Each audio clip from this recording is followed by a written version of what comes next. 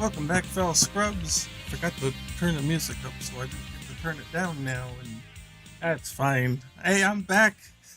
This is Mark D. Wiz. Um, it's been a while. Yeah, let me switch over here. Look, it's been a while. I'm rusty now, trying to get everything set up, and then everything's broke and everything, and I'm trying to get the chat on.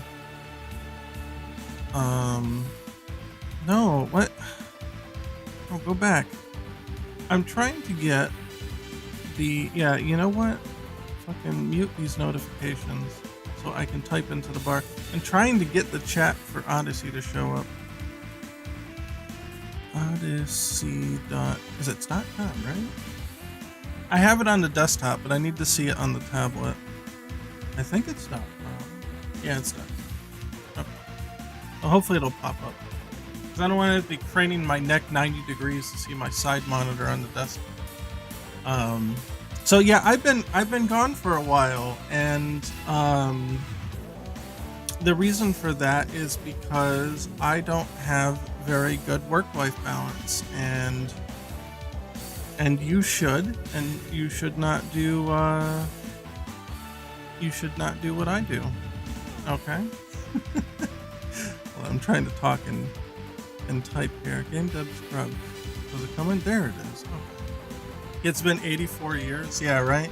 Okay, so just TLDR, kind of like what happened is classic burnout, I guess. Or a crunch, I guess would be like, that's what you all call it, right? Crunch. I suppose I call it that too.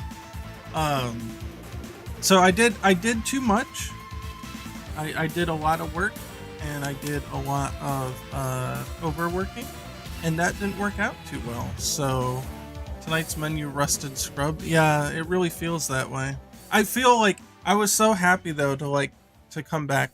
Like, I was just like smiling the whole time I'm setting up, thinking like, yeah, we're back. It's just a good feeling, right? Okay, all the panels are up. Everything's good, I think. So I don't think I missed anything. I've got music. I've got microphone working. I've got all the chats up. Everything's all great. Well, I have an extra tablet now. So, Amber had gotten an iPad, and she got it for a family member, and the family member just absolutely refuses to use it. And sorry, I need a swig of water. And so what happened was the I can get little sound effects here. There we go. Probably a little low, but that's great. Audio's a tad lower than before, but listenable. Okay, hold on.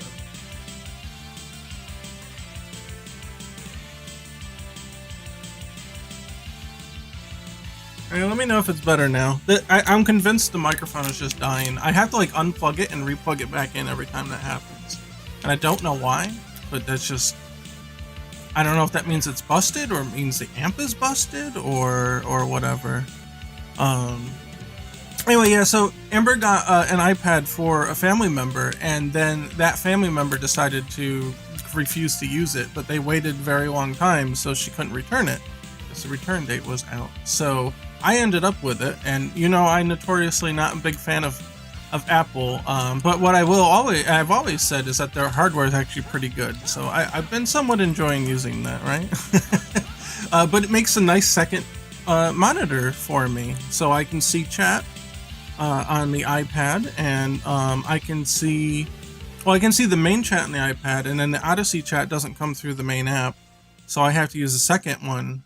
So I use my Android tablet for the Odyssey chat, and that works. So I'm happy about that. Anyway, all right, yeah. So don't crunch. I did way too much crunch, and I didn't take care of myself, and that led me to going to the hospital a few times and being sick for 3 months straight, like bedridden sick, not just oh I got the sniffles, fucking I can't get out of bed kind of sick. Oh yeah, and then and then amidst that whole ordeal, then I get COVID on top of it, and that was not the most fun experience. So yeah, I've been through a bit of a trial the last few months. Couples 2, a few is 3. Yeah, it's April now. Yeah, so like 3.25 months gone out of my life. I did manage to get a couple things done, whether I should have or not. So I'd like to share some of that with you, and then we've got new art, thanks to LD, and I'll show that too. But you may notice, but it's sometimes hard because it's subtle, that if you look at Ken, the shadow now stretches and moves with him. How about that? Isn't that neat? It's very subtle, but very, very nice effect to have. So I finally finished in quotation marks. Got your taxes done? I plead the fifth. The shadow now moves when you do moves and stuff, and it's part of the animation data. It's something that I have to do manually. It's not... Unfortunately, automated results are not too good for this kind of thing. So when he's off the ground, it makes a smaller shadow, and so on and so forth. Don't crunch. Anyway, here's art from where... No, it's true. All right, look, I know I'm laughing a lot, but it's like, because it's really stupid to me to like talk about it, I guess. Like, it just feels like dumb that I would be a victim of such a thing. And I know it's like, it's serious, right? But like, I don't know, I can't help but to like laugh at it when I talk about it, even though it's like a real big deal. And it's like, yeah, I got really like fucked up for like 3 months. But no, really, don't push yourself that way, right? Don't do what I did, and it's hard to quantify because everybody's different. I could tell you exactly the schedule I was working and the stuff that I was doing, but it kind of doesn't matter because everybody's got their own tolerances, and you're gonna have different limits than everyone else. And maybe my limits are lower. I always feel like somewhat inadequate in that way, where I see other people like real Terminator shit, like going out there and just like, they're just machines. They just go out there and they get huge results fast and all other stuff. And I wonder sometimes, you know, like, am I just, you know, did I win the stamina, or did I lose the stamina lottery? Do I just not have like good stamina or whatever? But the thing I had to realize was that it doesn't matter because there's nothing you can really do to change about that. I mean, you can have healthier habits, and that might increase your ability to work, but the important thing is not to increase your ability to work, or not increase the workload, right? I guess if you're dead, it doesn't matter anymore. Then you can't work on anything, so don't do that, right? I guess that's the message. Just don't do it in general.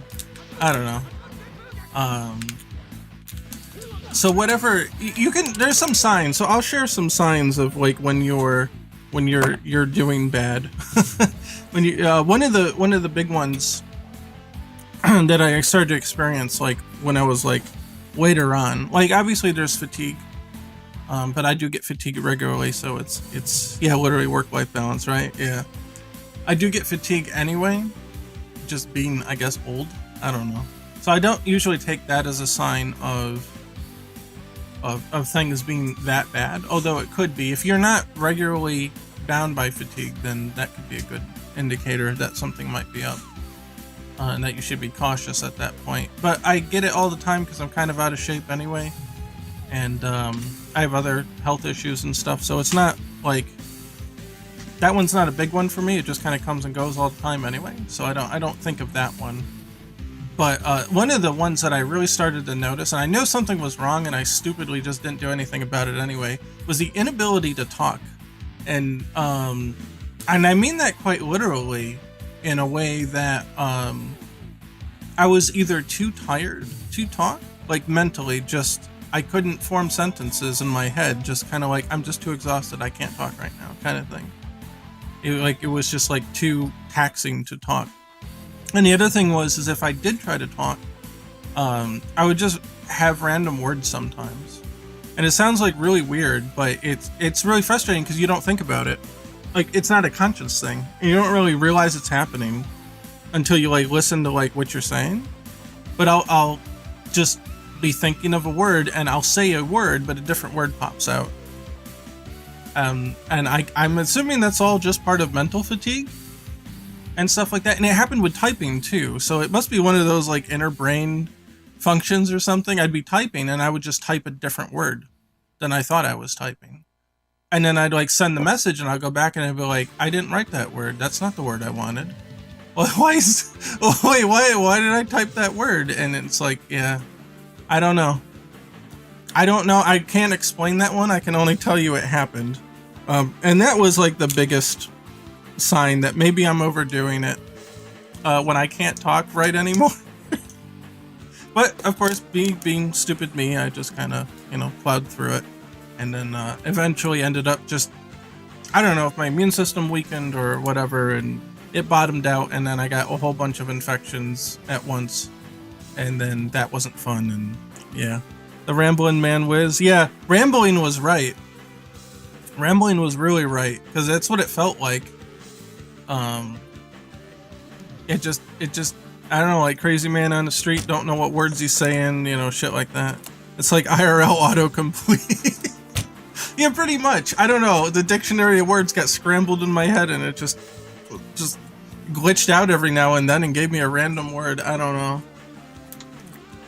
I know there are actual like disabilities that are related to that. I don't know if dyslexia is one of them, but there's some issues you can have where like your brain dictionary gets scrambled and then you just talk random words. Like, it wasn't every word was random, it was just every now and then it would just be a random replacement word. But I don't know, I'm not a doctor. I'm just telling you, when shit like that, if you're in that zone, you really need to chill out. All right, you need to stop and you need to just, I don't know, go to bed.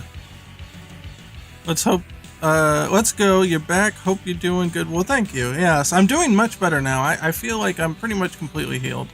Rambling man with a 3-foot beard surrounded by animals, you've become a druid.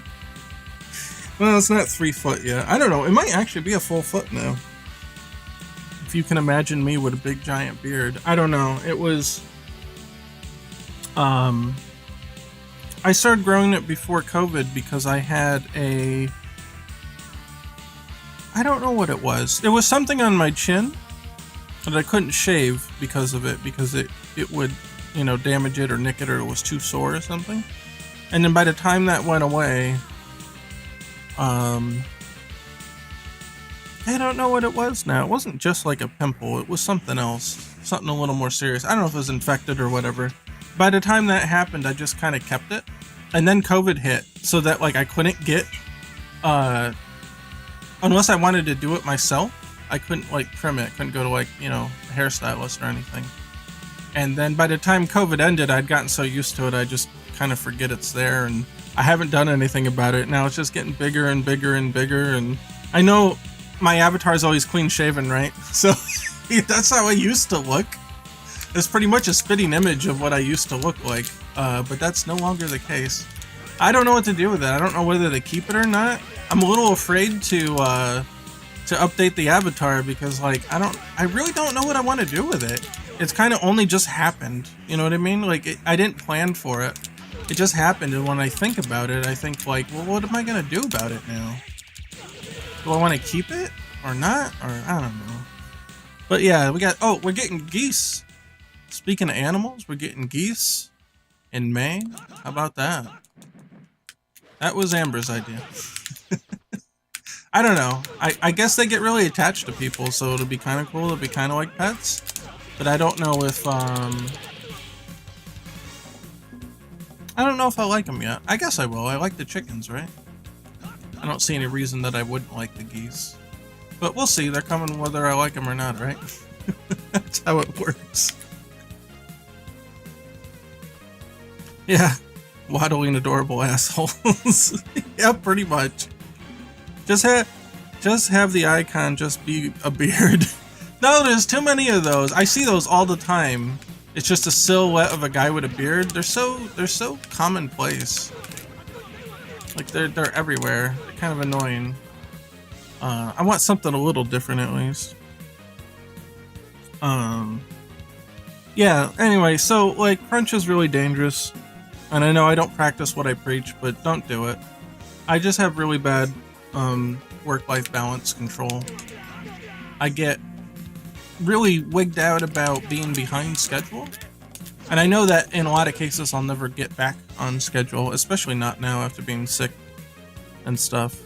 So I just have to like Geese Howard with a beard, new avatar. Oh, okay, that works, right? Yeah. But I just have to like let go of the fact that like I'll never get back the time lost. And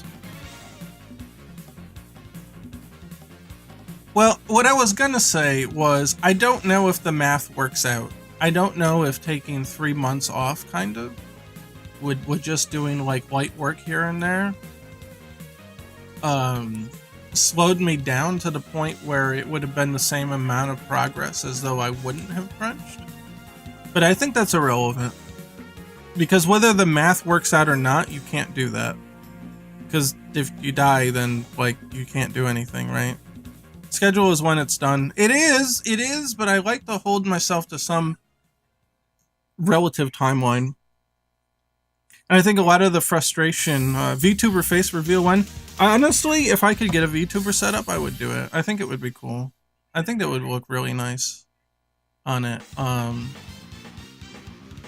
Like, I don't have, like, a studio. So, like, and I'm not, like, a big fan of webcams. So I don't even have one, to be honest. I mean, like, I guess maybe I could use my phone for one, but I'm not, like, a big fan of the whole webcam thing. So, like, and part of it's laziness, so it's like, oh, well, if my hair's a mess, I don't want to go on. I gotta make sure I'm always looking tippy-top shape 3 times a week. I don't know. I'm kind of lazy about that, right? So I would rather just every laptop has one. I don't have a laptop. Well, I have an old laptop, but there's no way that thing could run the stream. It's like 10 years old. I use desktops because they're cheaper for the amount of power that you get out of them. Yeah, that's true. A lot of people don't seem to use them. Even like Amber had one on hers, and like she didn't even remember that they had them on there. Return to 2D. But yeah, like a VTuber thing would be cool because then it would be like, I don't know, number one, I like animation and I like 2D stuff. So like it would be cool just to have that because it would be a moving 2D thing. But the other thing would be like, I don't have to get fancy with it. Actually, another developer made a VTuber for April Fools and they got great results using an iPad for the fate. Really? Really? Secret character Druid is super assist damage is just the damage of being 3 months behind. I'm more than 3 months behind now. With everything considered. Because like, overworking caused the nerve issues in my arms. So like, some days they're just painful and then I can't do anything. Or if I work too much, they'll become numb and painful. So that's been kind of a regulator for me. But apparently it wasn't enough, right? Now you can take like anti-inflammatories to help with that stuff. But, you know, and I wear those wrist braces and arm braces, or elbow pads and wrist braces. I got a little bit of carpal tunnel now, and that all helps. And it can get me through working sometimes. Some days it's just too painful though. And if it gets to painful, that's the bad territory. That's the you're probably doing nerve damage to yourself, so you shouldn't be working. So If it starts to get anywhere near painful, I just kind of stop. I've at least learned to do that, right? That's not fun. I've had some weird things with my legs. They used to just throb at night. Ooh, that sounds awful. Yeah, I don't know. What was that from? Did you get any like official diagnosis? Sometimes I get restless leg syndrome, but I don't think that's like dangerous. I think that's just, especially if I eat before bed and I have a lot of energy, then like my legs feel not like tingly, but they feel like they just want to move. And I guess that's what restless leg syndrome is. I never had it officially diagnosed, but just kind of put 2 and 2 together. They felt restless, right? Fits the label. Yeah, anyway, so I'm a mess. Don't be like me. It's easy. I think it's really easy to idolize people who push themselves to the limits. You know, we see it all over, especially like, even just like in generic senses, like in anime, they always show like the hero going beyond their limits and getting really messed up and whatever. And there's a certain honor in that to go beyond what the normal limitation is and still come out on top, regardless of the consequences. But it doesn't always translate well to reality, I guess. You can get really messed up. I mean, fortunately, I don't have any, at least I know of, permanent, what's the word I want? Consequences? No, that's not quite right. Permanent damage? You get the idea. There's no, like, permanent damage, from what I went through. At least that I know of. So that's good. But there could be, you know? There could have been. Well, I guess, not permanent, but there are some long-lasting things, mostly from COVID. Like, people talk about, like, the long COVID symptoms. I definitely feel that. I definitely, now since I had the COVID, I'm way more easy to get tired. Not just, like, I feel like I have my normal amount of energy, but I end up sleeping a lot more. Like, I just can't stay awake sometimes. And a lot of times that used to be attributed more to what I ate, but even when I eat things that wouldn't make me sleepy, I still get sleepy after a while. So I could sleep a whole 8-9 hours and still be tired enough to take a nap. But like, it's not an energy level thing. Like, I can do more now than I was able to even a year ago. You know, because I'd been kind of, you know, running myself through the crunch mill for a very long time. But after taking the 3 months off to recover, I feel better now than I maybe have in years. Like, I feel much stronger, much more vibrant or whatever, but I still have that, like, long COVID fatigue. It's very strange. Like, you have the energy, you just feel like napping. Very weird. So I don't like that. I hope that goes away. I don't know what the current studies have been on that kind of stuff, but I didn't get anything else, I think. Oh, I can't smell as good anymore, and I don't know if that's a long COVID thing, or if maybe just the seasons changing or stuffing me up, and I just don't really recognize it as that. But I have not been able to smell nearly as good as I used to, which is weird.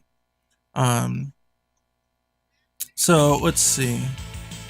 Question, how do you feel about OTK? I don't remember your answer, or if I even asked. And then you said, how do you feel about TODs? Did you mean TODs on both messages? Oh no, I missed something. You're right, I did. I missed the... Okay, hold on. I missed the song titles. I thought I hit a home run here and had everything working, but nope, we didn't. Alright, sorry. There, the song titles are now on stream. Oh, okay, so they're both the same question. Okay, Touch of Death? No, I don't like Touch of Death. And in fact, I tried to go to great lengths to stop Touch of Death in the game. This is not Marvel. I mean, you can get some high damage, you know, if you've got like the resources. Like, let's see if I can. No, that's not it. Nope, that's not it. Ah, come on.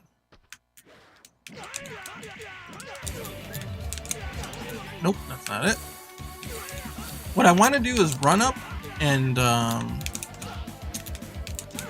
I've got to get that. And it's a little harder than it looks because you've got to hit heavy punch when you're, because this is a half circle forward kick. You got to hit it when you're down on the bottom part of the half circle, and it can be a little harder to hit when you're running. Oh, there we go. There. It's not too bad. A little over half.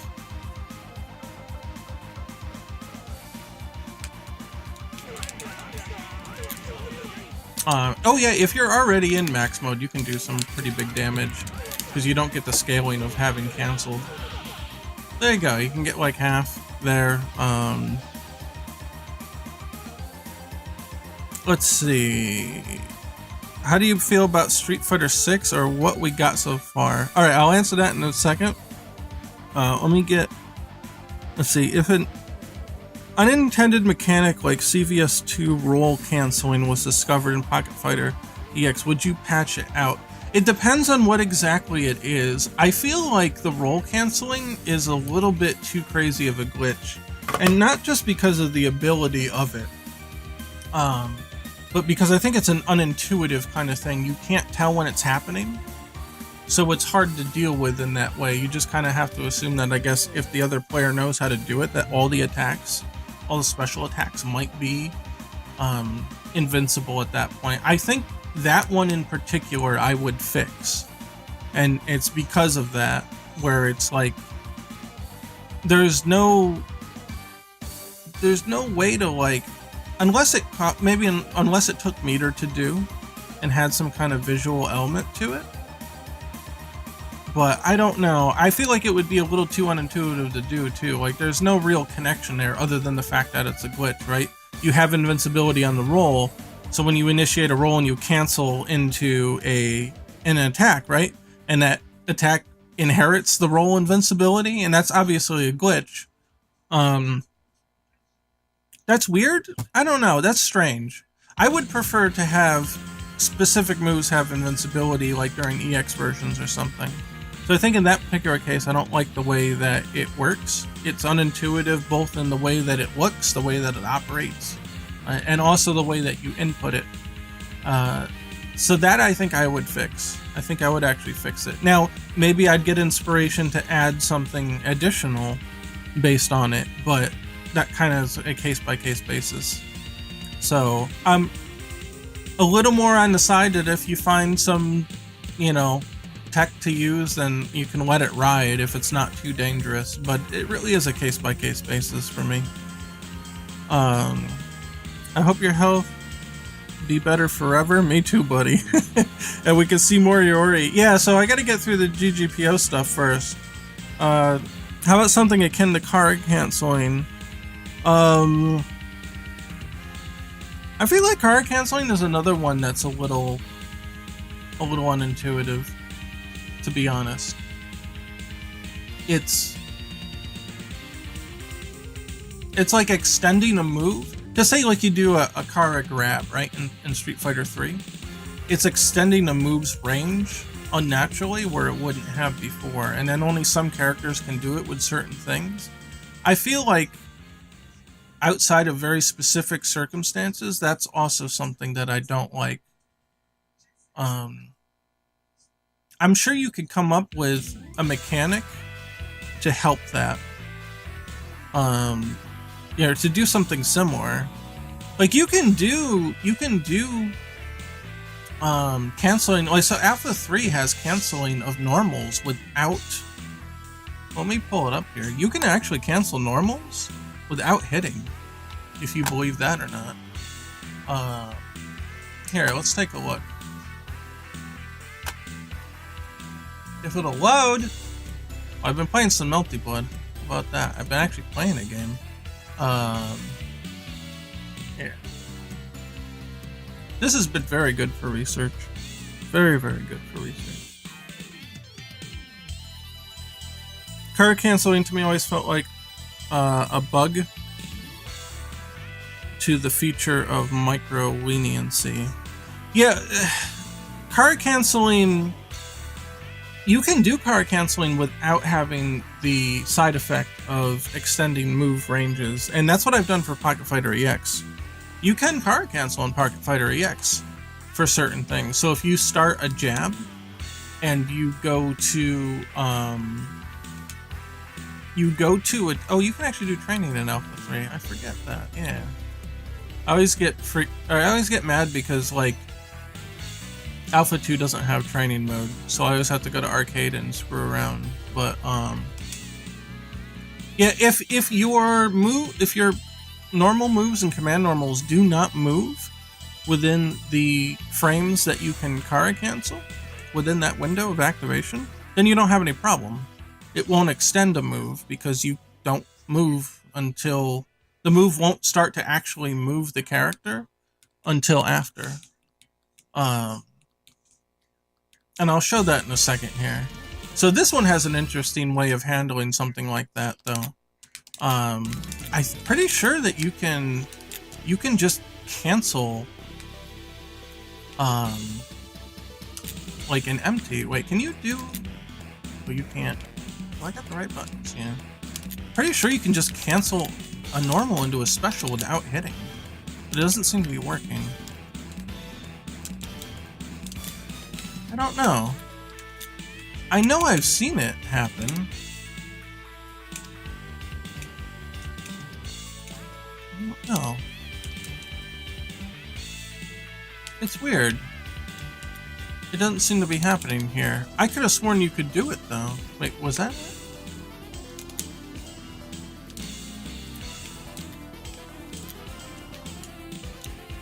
Maybe you have to negative edge it? I don't know. Oh, there it was. You see, he stuck his foot out, but then he did the Hadouken. Like, he canceled out of it without having to hit. Maybe the timing's really strict for it. But you saw it. He put his foot out, and then, yeah, there. And then he canceled quickly. He didn't have to wait for the recovery. Jesus, I don't know if it's just really tight timing or what. I can't get it to go. I don't know. But it's doable. You can do stuff like that. Like if you want the game to be maybe a little more lenient. I don't know. I can't get it to go on just like trying it. Oh, there. It looked like he didn't extend his foot out all the way. So maybe it really is like a card cancel. I thought you could go all the way to the cancel window to do it. Oh, it did. There. That one went all the way to the full foot being out.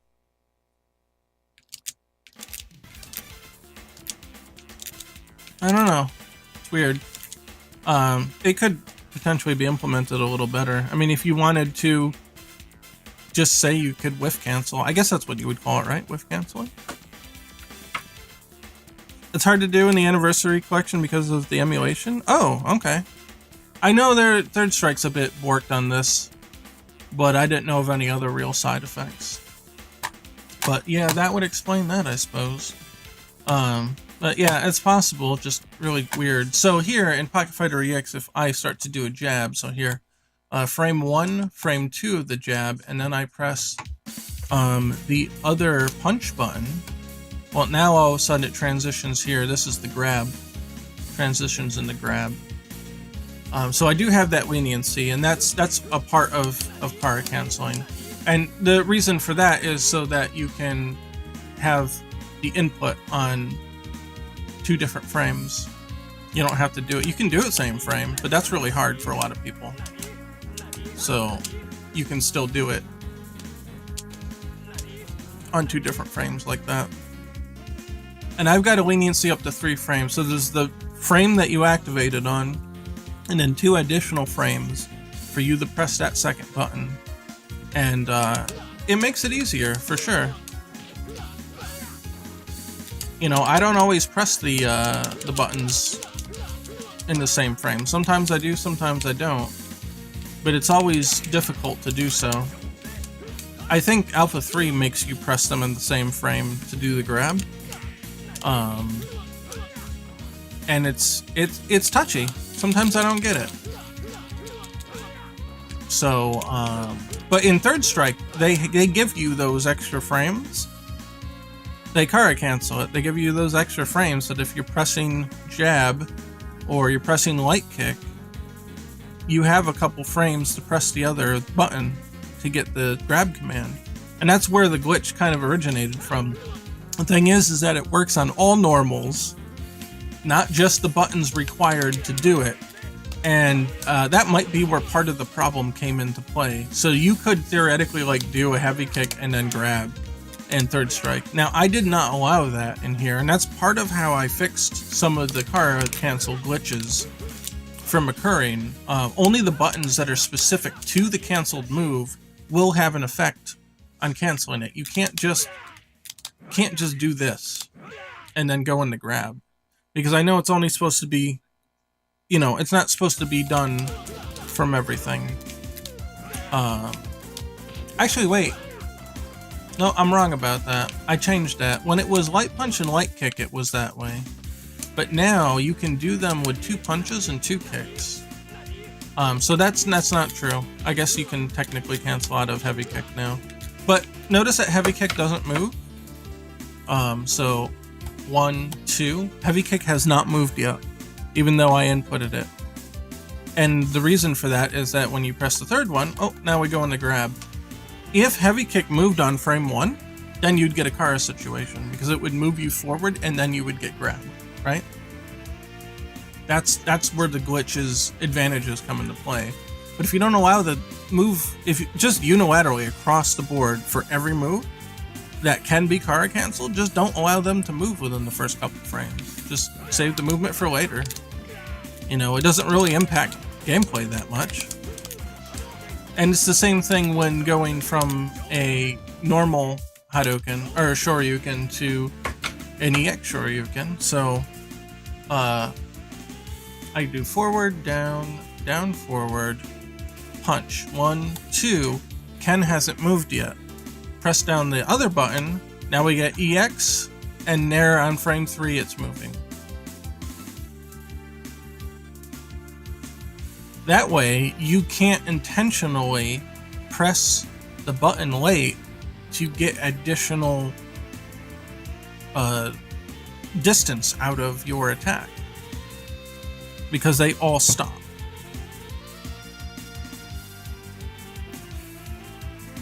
They all stop until the third frame, then they start to move on frame 3 because of that Kara situation. So that's how I avoid those kind of issues there. You can fix these things. I think it was just Third Strike was made really quickly, and you know, they probably just said, okay, if it's a normal move, then you can cancel it into a grab, whether or not the grab is on that button or not. And it might have been easier for them to program that way, but then it led to those other issues. So there's ways around it. You just gotta think about contextualizing those kind of things, because they can't be done in all situations. Yeah, alright, let's get to the Street Fighter 6 question. So, I don't know. I don't know. I don't know what I want out of Street Fighter 6 necessarily, or what they should do, or whatever. Part of me is just kind of like, I guess we'll wait and see. There's supposed to be more information in summer or something. They haven't shown anything as far as gameplay goes. They haven't talked about any mechanics. They haven't done anything except shown that little teaser of, oh, Ryu's wide now and Luke's there. Like, okay, like there's nothing I can glean about that. You know, there's no reason for me personally. I don't feel like there's any reason to speculate as to what's going to happen or what's going to go, because You got the sweaty toe tech unlock. Yeah, Street Fighter 6 is the one thing I can say that it's a little more gross than the other Street Fighters. Double reuse with right now. Oh yeah, actually we can do that. You want to do that? I think it'll work. Hold on. You want to do that? You want wide boy? You want wide boy? I can do wide boy. Let's do some wide boy. Where's Suzaku Castle? Did I bypass it? Oh, I reordered them. That's why. There it is. I changed the way that scenes are loaded in Unity. It also causes a little bit more load time, some of the changes that I did, but I don't think in release mode you get this kind of slowdown. It's only... Yeah, you want wide boy? We'll get some wide boy. Alright. Let's go to reuse object. I think this will work. And scale. There. Oh, no. Hold on. I only want a scale... I should have kept that unlocked. Yeah, I only want... Oh, that's Y. Never mind. I want to scale X. There! Now he's wide. Will it stay? Oh, shit. It stayed. Yeah! Ooh! I don't know if the hitboxes are wide too, but... Ooh! Let's see, are the hitboxes wide? They should be. Oh yeah. Oh, maybe not. I don't think they're actually, I think they look like they are, but they're not actually wide. Oh well, I don't know why it's not, the hitboxes aren't, but it's kind of funny anyway. Oh! His movements are definitely faster though. It just goes over him.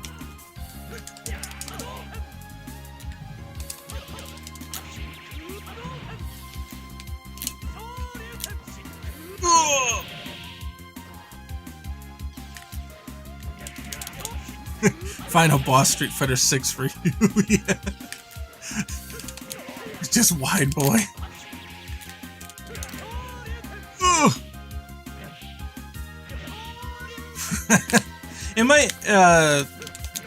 It might be deterministic. Code is not picking up the correct scale or something. That's probably why the hitboxes aren't showing, right? But yeah. So there you go. Got wide boy Ryu. Yeah, I don't know if there's much to say about it. Like, what do I want it to play like? I want it to play like the games before Street Fighter 4. You know what I mean by that is, like, Street Fighter 4 slowed everything down to a degree. They reduced the knockback on moves, so it was easier to get higher combos, but that kind of came at the sacrifice of characters always being stuck to each other, always being next to each other when an interaction plays out. Like in this game, you hit with heavy punch, and he's just out there. Maybe you could hit him with heavy kick, but that's it. And then look what happens. Now you're far apart, you have to reapproach. You don't really get that in Street Fighter 4 very much. Everything kind of keeps you very close. It's very unusual. All the Street Fighter games until that point have had higher knockback. You know, a combo like that pushes you far away. In Street Fighter 4, not really. You're kind of meant to be stuck to the character, I guess, so they could artificially make combos longer? You know, and combos weren't such like a huge deal, you know, back in Alpha. Like, to a degree, I mean, you could get some lights in and then, like, hit them with a special, or get some lights in and hit them with a command normal or something, but... yeah, I don't like that though. I think I did not enjoy Street Fighter 4 in large part because of that. And Street Fighter 5 is basically Street Fighter 4 but a little different in many ways. So they kept that same philosophy of keeping the characters close so that you can have high combo counts and all that. I'm not sure how to pronounce it. I'm sorry. It's either Geno or Geno. Hello, welcome to the stream. So I don't know. I have no faith in that Capcom will actually return to the roots like that. I think they'll just keep the Street Fighter V kind of template, and then they'll try to progress it from there. Because I think that's what they feel Street Fighter is all about now. So yeah, I don't expect that I'll be fully pleased with Street Fighter 6, but that's okay. You know? Oh, Geno, like Mario RPG. Okay. When I was a kid, I always used to call him Geno. So I don't know. So I guess it's supposed to be. Is it supposed to be Geno? Yeah, that works. Geno. Okay. I'll try to remember that. I don't think they'll ever go back to the classic way of Street Fighter. At least, I don't expect the current team to. If they do, I'll be very happy and surprised, and that would be great. I'd be love to be proved wrong, but I just don't expect that that's going to be what's going to happen. Unfortunately, I would really prefer if they did, but I don't know. I don't have much faith in that necessarily. I think Street Fighter 6 will definitely be better than Street Fighter 5 because it sounds like the devs have regained control over their project at this point. They don't have certain people who have been holding the development team back, or at least it has appeared that way. So if they've had the chance to make their mark on Street Fighter 6, I think they'll be good. The fact that it had been delayed and we got that additional Street Fighter 5 season is a good sign. Could be that they've been retooling things in the game to be better. I mean, once certain people had left Capcom, all of a sudden we got Dan, we got Rose, we got good characters coming in, we got Akira, you know, we got all this stuff and got new mechanics and crazy shit, and they really did a lot with Street Fighter 5 to help the situation. Yeah, and basic communication, that's always good too, right? I like their little presentations. It was very nice. I very much enjoyed it, and you can tell that they're actually like trying, right? Yeah, exactly. Like Street Fighter 5 actually like turned into something now. You know? And yeah, Luke ended up being good. I think Luke was kind of cool. You can shoot me, you can put me up on the cross for that if you want, but I think Luke's kind of cool. I like the fact that he can like shoot the giant like fireball spears across the screen. I thought that was really nice. Yeah, but I would like it more if they went back to, like, to be honest, more like an Alpha 2 situation. They don't have to be as slow. Like, you can have the dashing, you can have all this other stuff, but bring back the higher knockback. Have less focus on, like, weird and obtuse combos and stuff. I feel like a lot of his hair's still dumb. Yeah, a little bit, but I don't know. We'll see. We'll see how it progresses. Poor Luke. I think he's mostly cool. He was a lot cooler than I thought he would be. We'll put it that way. I'd like them to rethink the combat in more of the classic way. They don't have to add parries. You know, I'd be okay if they don't have parries and stuff, but I would prefer if they went more like Alpha 2 direction.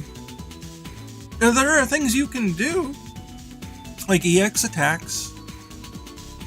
You know, like Street Fighter 3 had the EX attacks, and you could do some interesting combos with the stuff in Street Fighter 3. Just take that. I mean, Street Fighter 3 is...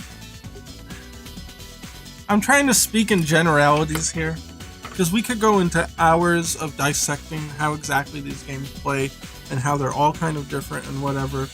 But hopefully you'll understand what I mean, that if they just took, like, Alpha 2 and mixed it with Street Fighter 3 and then served that up on a platter for me, I'd be fine.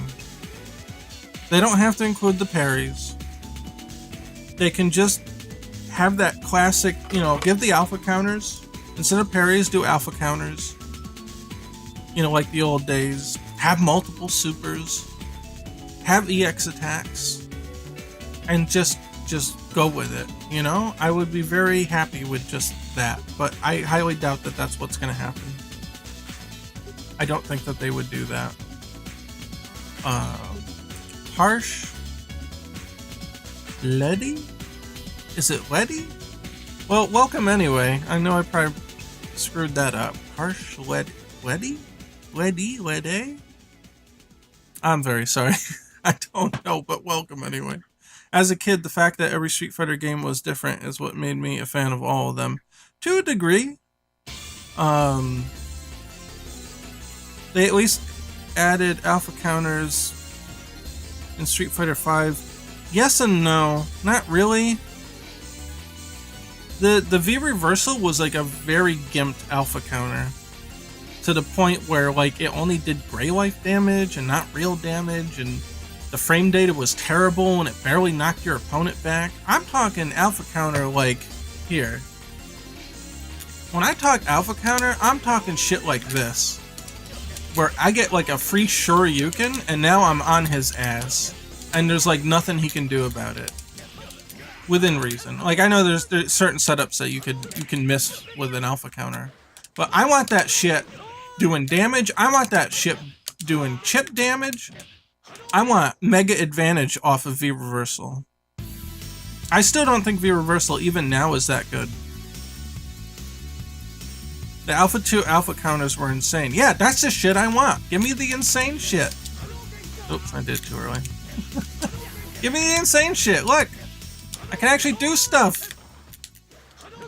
Alpha counters in Pocket Fighter EX are gonna be real. Not gonna be that bullshit where you can't do anything.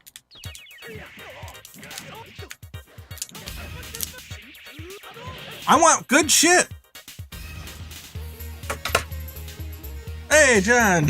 What's up? Thank you. Earl gets a 50% combo off of V reversals. Wait, what? That's kind of fucked. I don't know about being able to combo off of V reversal. I know Rose can in Alpha 2, but it was kind of a glitch. What's on the agenda? You're right. I'm getting sidetracked. Well, part of the agenda today was just to stretch out and be like, hey, I'm back and stuff. And you know what? But we can also talk and do the other stuff. You're right. We have to.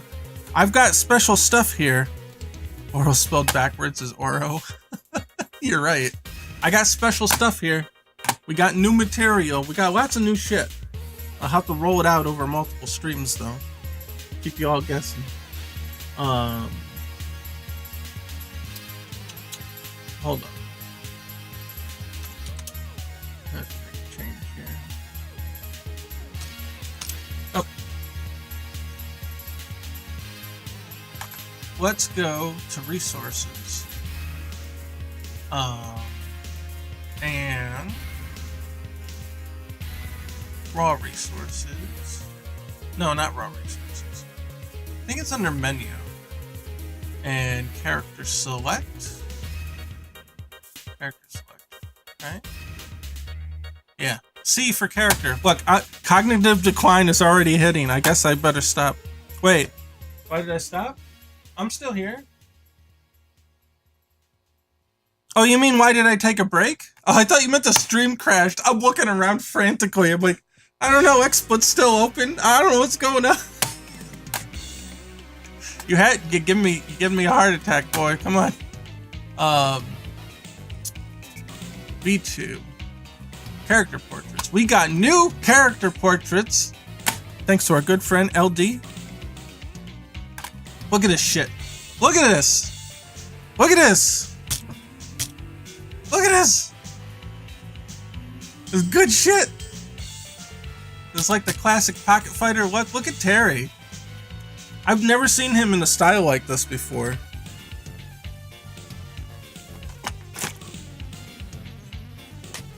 I meant to ask, did the newer versions of LBRY stop crashing on your PC? I don't think so. They've never come out of beta yet. They've never come out of beta yet in the new LBRY version. Yeah, clean shit, right? Yeah.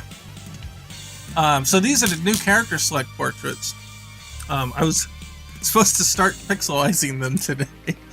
But I don't mind talking about stuff too. Interruptions are always welcome. So, Yeah, right? Larry killing it? Yeah, exactly. Look at that shit. So the one that's complete right now is Terry's. Or the most complete, I guess. So let's open that one. Oh, there's my thumbnail for today. I'm back! I'm back! After getting blasted. And I do need to add the horizontal lines, because this tells me how to align the image, right? We got big plans for the art. We're gonna have new versus art, new victory art, new character select art, whole bunch of stuff in the works. It's just the beginning. I might as well save that on there. And then probably the best way to do this, because I can pixel while talking too, and we can talk a little more about Street Fighter 6 here. If I take out the I'll leave the color layer in, right? I'll turn the gray background on, or no, blue. Let's do blue, and then I'll do a color overlay. Yeah, right here. I'll make it something very noticeable, like orange or whatever. I don't want it too bright because then it'll like blow my eyes out. But yeah, we can make it a little brighter, but we'll just make it a little more desaturated there. And so this gives me a good indication of what's inside and outside the outline, and it'll help me kind of like shrink it down and pixel it. So let me save as. I'll call it Trace Assist. And then we will do a quick access. Pocket. There, pocket. Resources. We were in menu, character select, D2, portraits. By the way, I'm about to start a class on programming in Unity. I may have to give you credit for that. Well, I'm glad to have inspired that decision. Where, is it like an online class? Are these going to match the selected colors? Well, I'm glad you asked. Let me close this one. We've already got our render out, right? Here. Yeah, you're right. I forgot to show you the colors. Look at this shit. Where's layer comps? Here. Color 1, color 2, got the green. Color 3 got the black, the blue, and the orange. Look at that. Yep, they're going to reflect all the colors.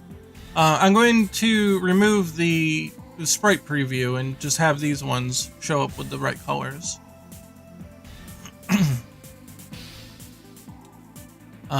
Not all of them are done. We got to figure out how to do like the classic colors, or like just the black and white, and like the old Neo Geo Pocket with like most of it white and one color. And I'm not sure. We talked a little bit about it. It would look like a Wii Fit trainer if we just like painted the skin white and stuff. It'd be really uncanny valley. So we've got to think about that a little harder.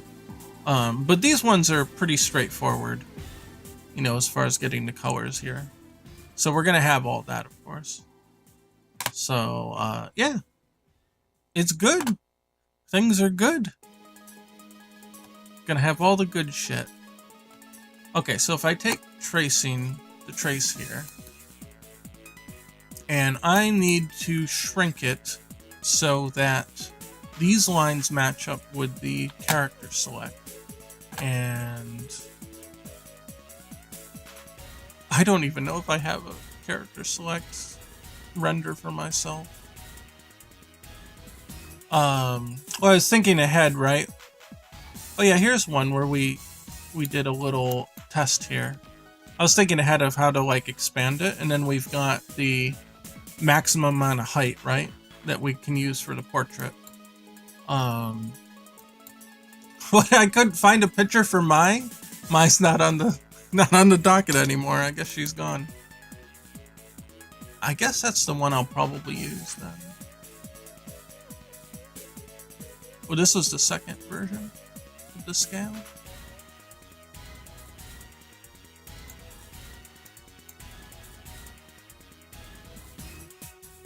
Are these? Oh yeah, they're layered, right? Yeah. Okay, let's do that. I'm gonna make a new group. I'll take the portraits out. At least just to get it sized, right? Portraits old. Port new. Excuse me. Let me drag this up a little bit. New layer. Terry. Okay.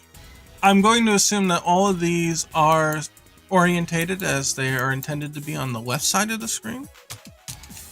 So we can take this, put it in here, and then we can kind of resize it.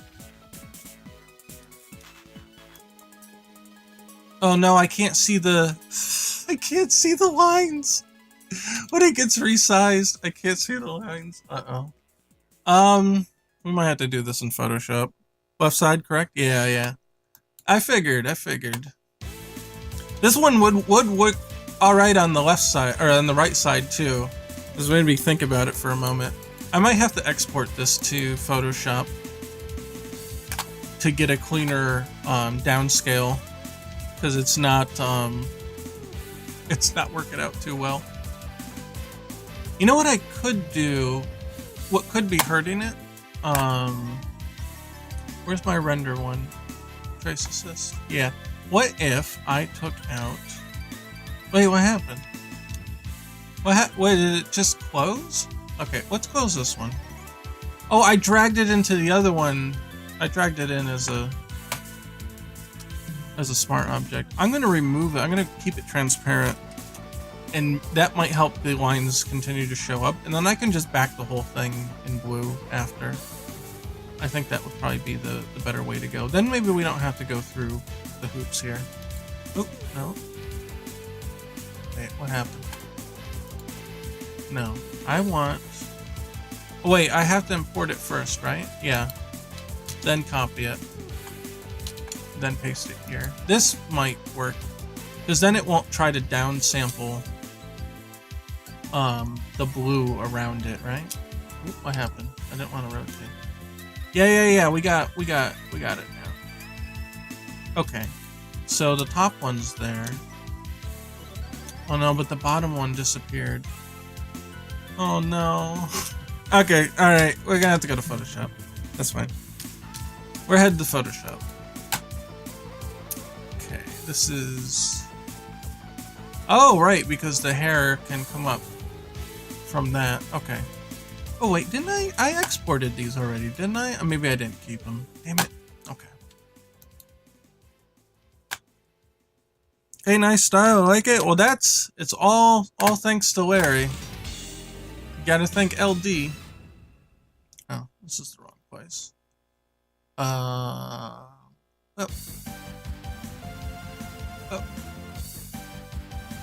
How many heads tall are they? 3 or 3.5? I'm not the one to ask. 3? Okay, he's got it. He's here. He's got it. There's 3.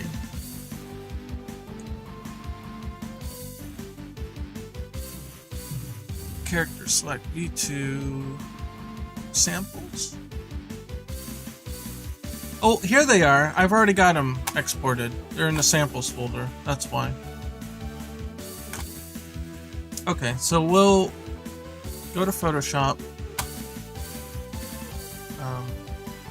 Here. Yeah. And then we can import the other layers here.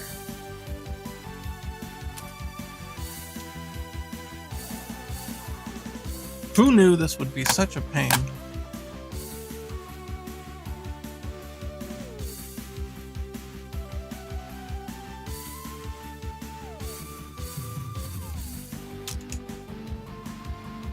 let's save this as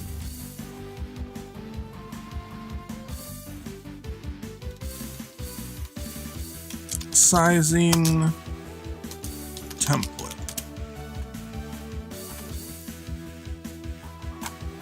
And then, oh, that's the old.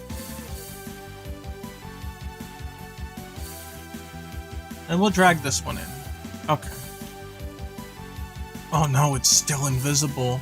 Oh no. I can't see the lines. Seriously? Oh, okay. Okay. After I get out of preview, then you can see them. Okay. We might be all right then. We might be okay. Might be a little guess and check, but we'll see. Let's see. I can I can put the pivot down here, right? And then it'll resize on that. Oh, no? Maybe? No, I guess not. I thought putting the pivot here would resize it based on this. Oh, I'm not. Yeah, I'll change the I want it to be smooth for now, because I'm gonna trace over it. And then it'll come out clean when I'm done tracing over it. This is just to get like the size itself here.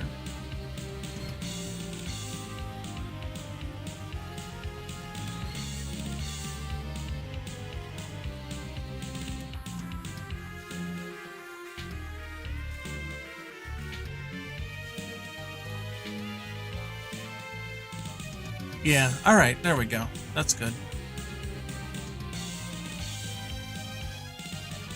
Blodia. Yeah. Well, I can do the whole thing now that I have this, right?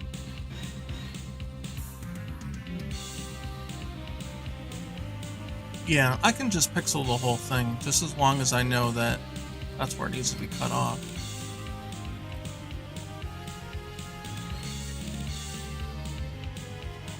Yeah, I just needed the right scale, is what it was. Okay, that'll work then. Part of me is thinking that... Does it tell me how much I've scaled it? Oh, it does. I was thinking I should have maybe taken a clean version without the lines and also put it there, but I think I could just trace through the lines. Be sure to use the same size percentage on the others. Yeah, right? I don't know how specific this is. It's 0.33. I guess it goes down to the second decimal. It should be all right. So if I do 13, well, let's write this down. Always take notes.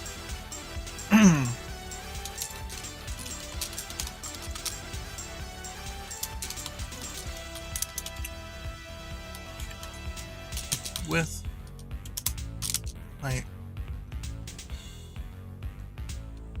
Wait, shouldn't they be the same? Why are they different? Why is the width different than the height? Shouldn't they be the same? Uh-oh.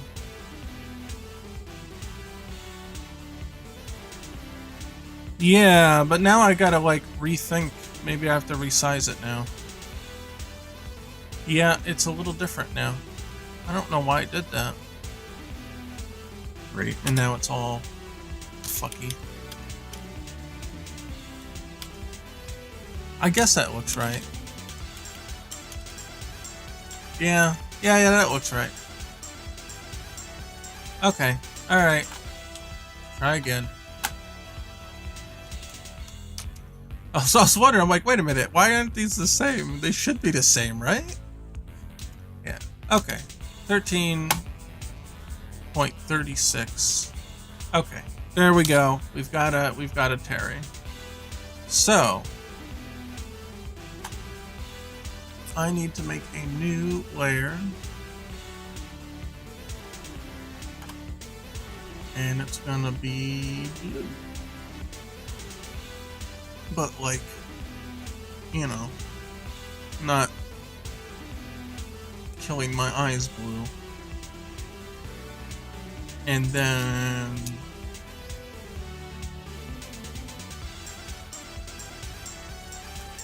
Yeah, this needs to go down. These need to go in their own template layer, and then I can turn it off. Now I can export this, right? And cherry reduced.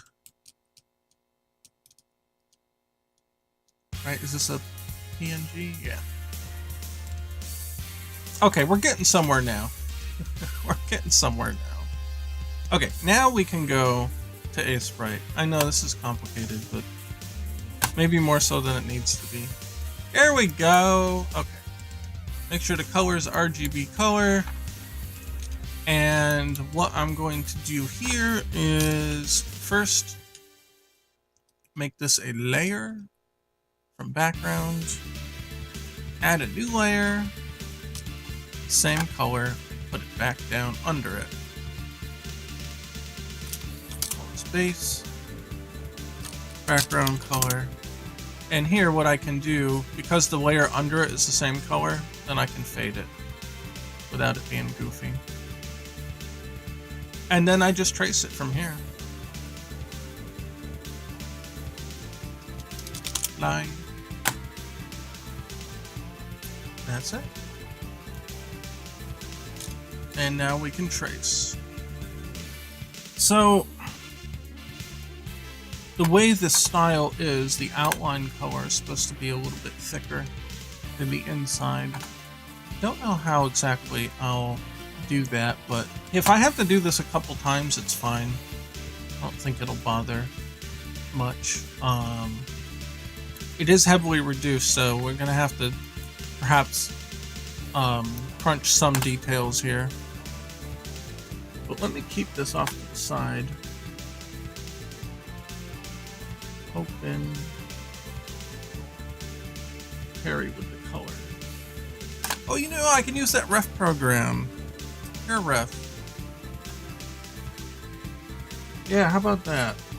I like pure ref. And then I can just go here and I can just drag it in. And then I'll keep it off to the side. Well, I don't know, can I split it? That'd be alright. Keep it right here. Yeah, we'll try that.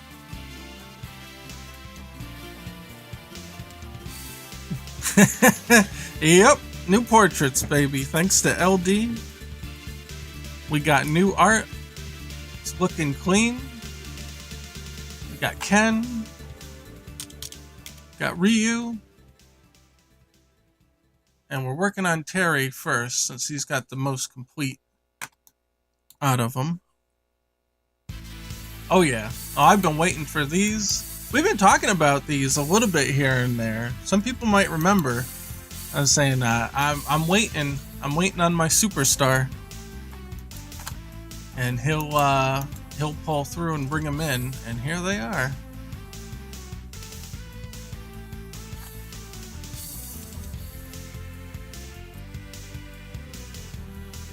I'm just starting in random spots. You'll see me just jump around a lot. And that's just how I work. It's very important for these ones that they don't touch here. So that's why I said I may have to go slightly off the script here and there to make the pixel version. Because the pixel one's really an approximation if you want to think about it that way.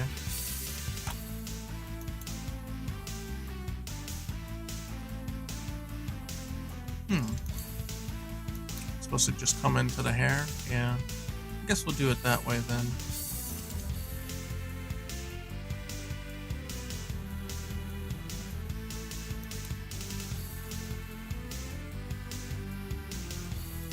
You can see this in the Marvel vs. Capcom artwork that they pixeled. There's very slight changes between them.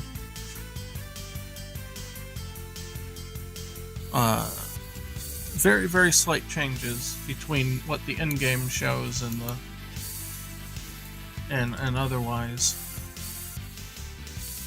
I should just do the thickness as I go here.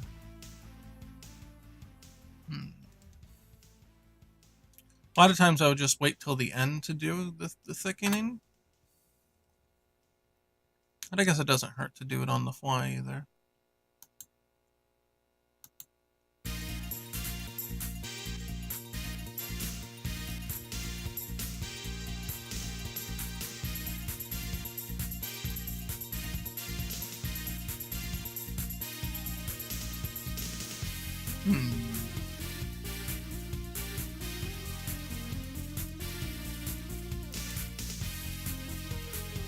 Don't know. I guess that one would look better there. Thinking is best for the end? Yeah, that's what I'm wondering. It's looking a little jank here. It's just hard to... A little hard? The thickening. Yeah. It's a little hard to, like, imagine where the actual line is supposed to be, though. Like, I don't know. Should it be there? I don't know. I may do some selective bits here and there. Like that just kind of looks a little more natural.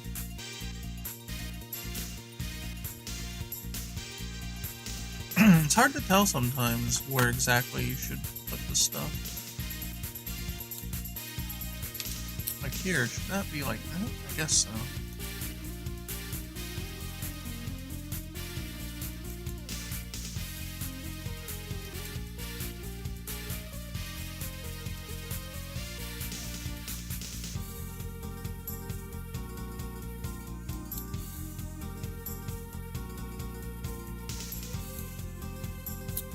Let's see, MVC1 portraits that has the illustration counterparts. They're Bengus. Yeah, Marvel 1, man. Marvel 1's got art style like you wouldn't believe. That game is crazy. That game's just straight up crazy.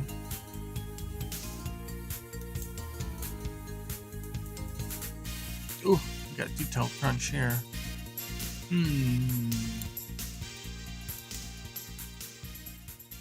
Oh, this is the inside of the ear. This is the outside of the ear. Let's do the outside first.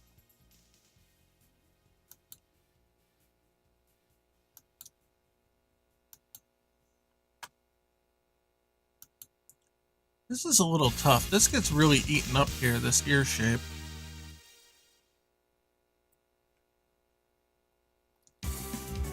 Like, if you get too accurate, sometimes it looks a little strange. Something like that. I should have... This is secondary. I don't know. That doesn't look right, though. Yeah, some of these... This is what I hate about Detail Crunch, man. Like, what the hell do you do with the ear? I don't know. You know what? We're just gonna leave that out for now. We'll deal with it later. And this is that one bang here. It's so small now. Well, at least if we can get a rough feel here, it might be alright. I think some shapes are just going to have to be prioritized over other ones.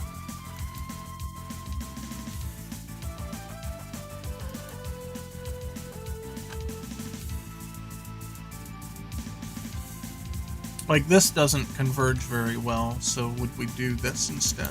Probably.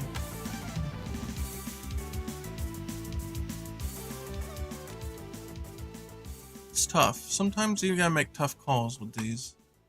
Alright, we'll leave that there for now. That one's actually a little thicker than other pieces, but I don't know if that will actually come through. Ah, the face is always the hardest. Why am I starting with the face? I should just go down the bit here.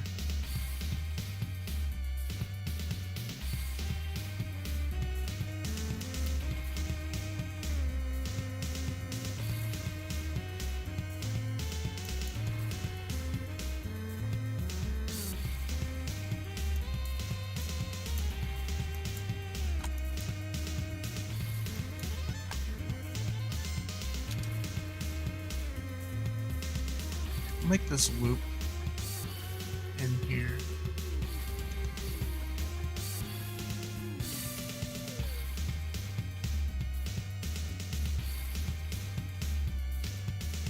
Yeah, that looks good. Okay, this is the collar here, right? I might want to pop that up just a little bit, give that a better shape.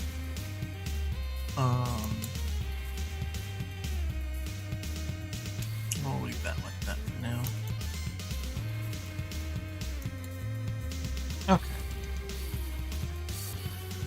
And then he's got the... This line should be easy enough to make.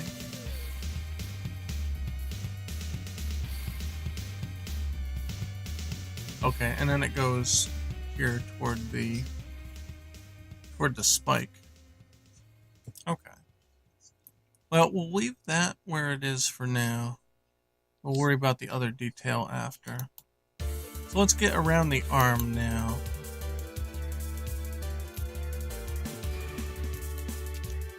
It really goes like from here to here, but I don't know if that'll show up well. Well, let's try that.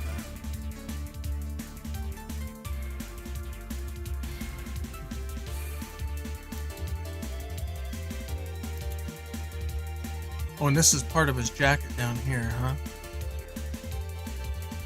Yeah, we'll do that. The arm can come up through here. And that loses some of its roundness though, doesn't it?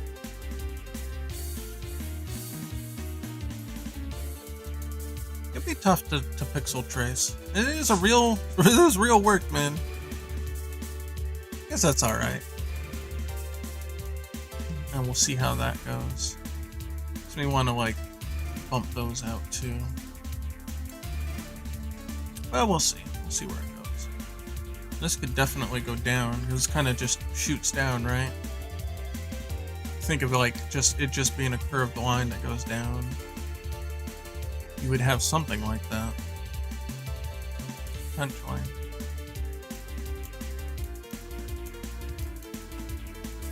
Alright, let's get the butt time.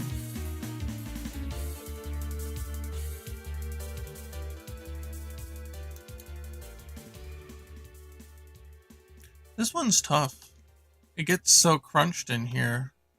Not sure if I should actually like go out and come back in. I guess so.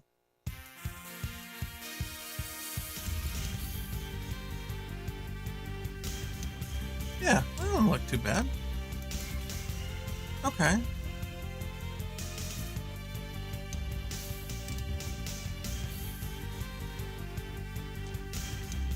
Maybe like that.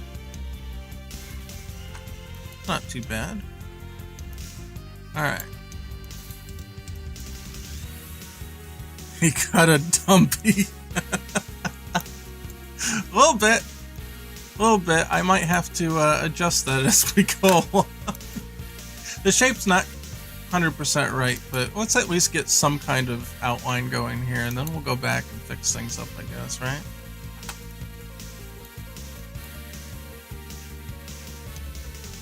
It is pronounced, though. I can't just not put it there. It is pronounced. You gotta keep it as much integrity on the original artwork as possible.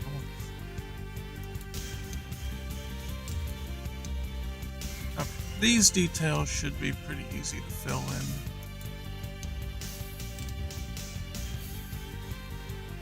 Oop. Something like that, or like that.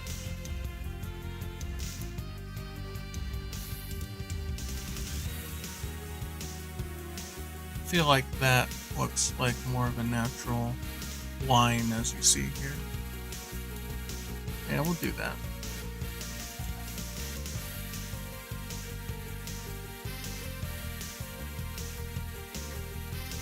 Huh.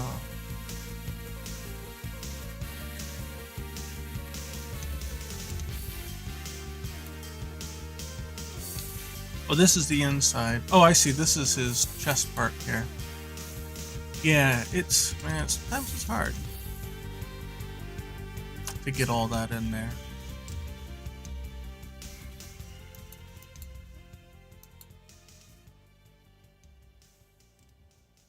That looks like, oh, his belt buckle. Oh, okay. I was saying, no wonder it looks a little strange there. I'll have to just bump it up for his belt buckle. I should have done a color one on top of this too, to make it a little easier. When I'm looking at this, I'm like, what the fuck is any of this? What is going on? You know what? I'm gonna do that. Let me grab good old Terry here.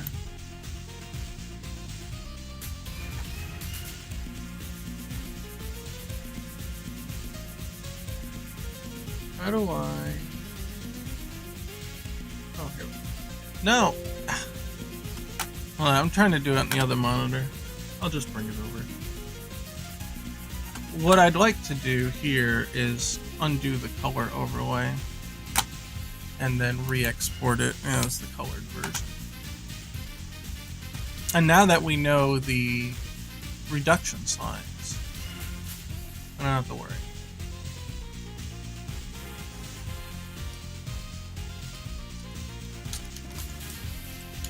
Trace assist color.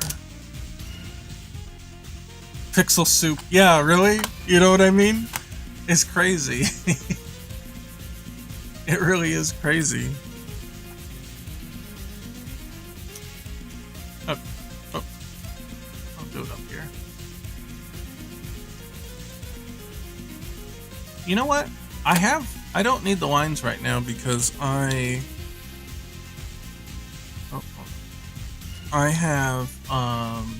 have the dimensions. So I'm going to duplicate this to sizing template, probably. Yeah, and then, wait, what happened? It didn't go? Why didn't it go?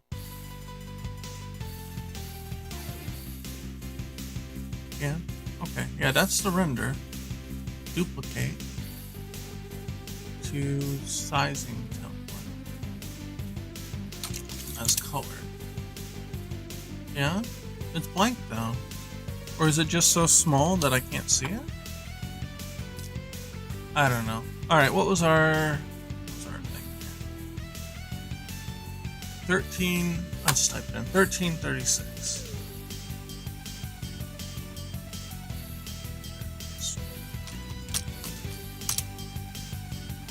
Yeah, it's invisible. Or is it just, oh, it's over here. No, no, grab the whole thing, let's go. Yeah, why? Oh, no, it is visible. Alright, my bad. It is. It's fine. Pop it up top. Oh no, what happened? Was it... What, did it get set to nearest neighbor? No. It's my cubic. Why is it all nearest neighbor? What happened? What? What's going on? Why is it nearest neighbor? Wait. Oh, they changed it. You can change it up here? Okay, whatever. Yeah? Oh no, it changed. Oh, it wasn't a smart object. That's why. Okay. Bad. Go back. Back. Back. Oh, too far. Nope. Back. Oh god, too far. Oh god, everything's weird. I forget my Photoshop shortcuts. It's been too long. I've been paying for Photoshop every month. I haven't been using it. It's killing me. Alright. Back to sizing template. Okay. We're going to make it smart object. Now we're going to resize it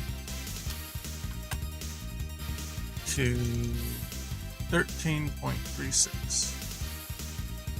13.36%. Okay. There we are. Well, it's still not. Is it? Oh, it's right. It's right. It's good. It's good. We're good. Okay. Color. Oh my god. This is such a pain. Okay. Yeah. Looks right, I guess.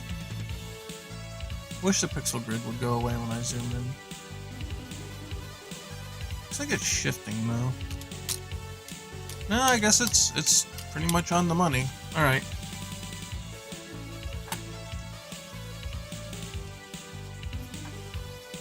I won't use this one to rely on for what I call it, reduced color. Oh, excuse me. I will not use this one to rely on to trace over. It's only going to be to inform me of, what is this? Is this an sprite file? Should be. No, this is a ping? Oh no, shit. I just overwrote the thing. This has to be an sprite file. That way I'm not overwriting shit. Okay, now I have to resave this one. Because I overwrote the wrong one. Oh no, I made it a separate. I made it color. Okay, never mind. I'm confusing myself. Look, I'm sorry. This is just how I work. Completely brain dead and...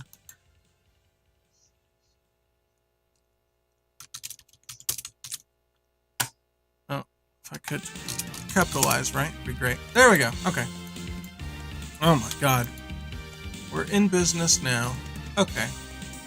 There, now I can see what's going on, right?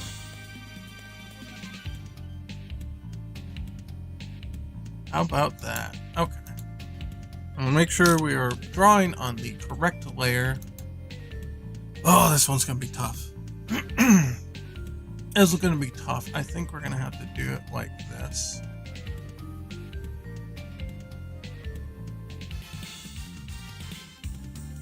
Something like that. Let's get our rough on here too. Oh yeah, this one's gonna be rough. Rough and tough.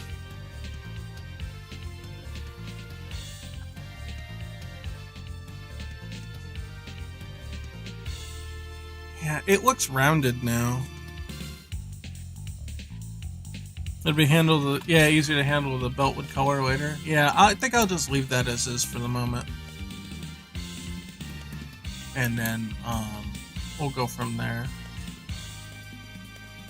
Okay, and then this kind of helps me shape this here. I think that'll help. Okay.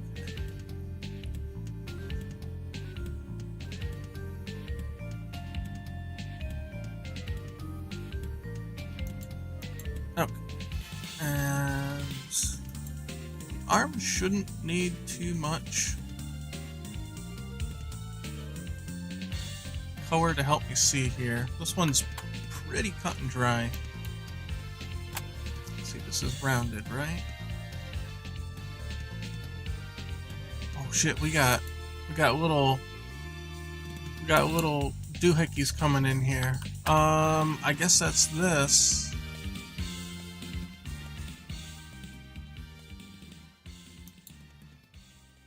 Oh, this one's gonna be tough. Yeah, well, this is the rough draft, right? Just get a rough idea what's going on, and then we can tweak shit later.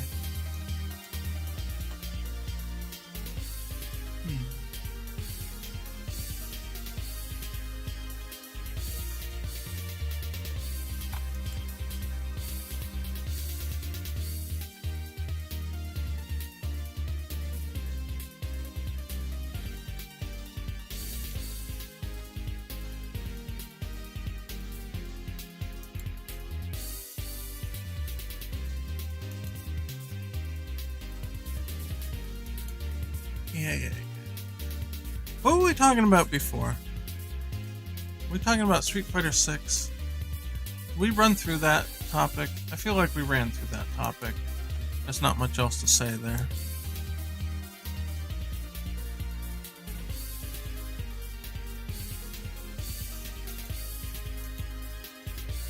I mean, we haven't seen anything, right? What else could we say? There's really nothing else going on with it. I will say that I'm just really curious where it's going, and whether or not, you know, the OG members are going to pull it into a place that feels more classic or not. And if they do, I might quite like it. Will be a good or bad game? Quote on all your pets. Yeah, it's just like, who knows, man? I think it'll be better than 5. just because of all the crazy stuff that they did to 5 once their shackles were unleashed, or once they were unshackled, you know, look what they did to 5, right? I feel like that's kind of the a good indicator of where they wanted to go with some of this stuff. And if that mentality is allowed to continue, then I think we'll be good. It may not be the game I like, but it may still be a good game, and that's okay too. There's nothing wrong with that. There's plenty of good games that I just don't like, and it's just a preference thing. Alright, we'll leave that for a minute here. And get back to the outside line. Alright, what is going on with hair?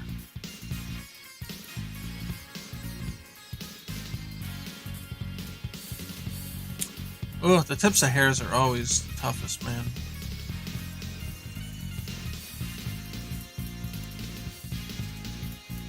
It's like you take pixels away and this is what happens. It gets all goofy.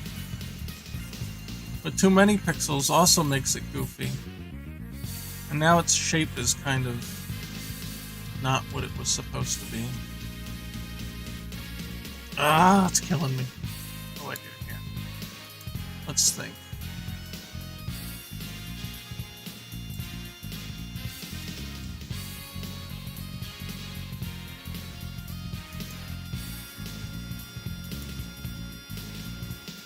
I might just have to change the shape a little bit and do that. Yeah, that's not terrible. Yeah, that's alright, that's alright. It's a little cleaner in pixel at least. Yeah, look who's back. Hey, Screaming Red Skull, what's up? Oh, I'm glad to be back. You have no idea. Oh man, am I glad to be back.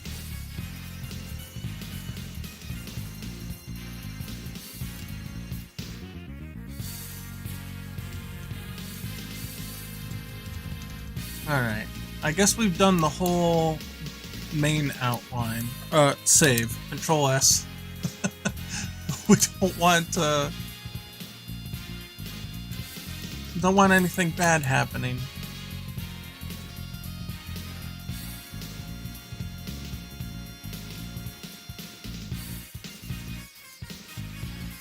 See, these kind of details are tough. Do I just go straight down, or do I attempt to create the rounded look to it?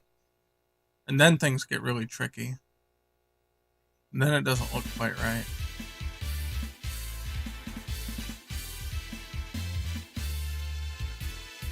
I don't know. I kind of lost some of the detail here, but I don't think I can really retain that without killing the shape. It's really tough. You see, I'm trying to think of like, how do the lines actually go here? Instead of sometimes not sticking exactly to this. But there's like 3 lines here. There's one here, and there's one here. So if I were to represent that, how would that look?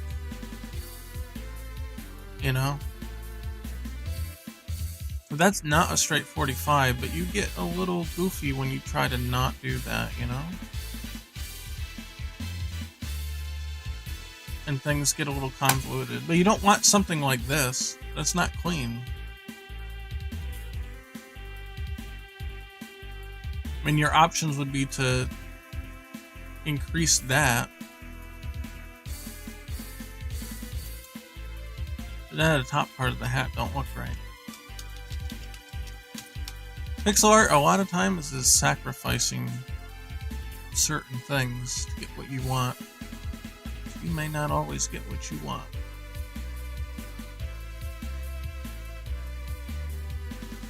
Well, I have to help Amber. I will be back in just a moment.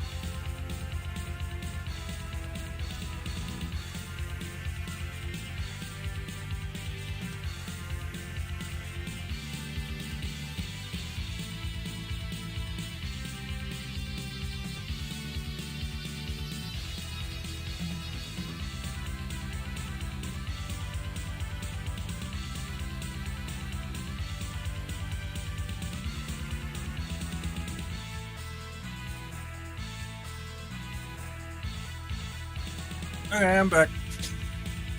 Blackfire Geeks development continues again starting today. Yeah, absolutely. I mean, I've been working a little bit on it here and there, just little bits and pieces, kind of like light duty, if you want to think of it that way. It may or may not should have done, but that's what happened.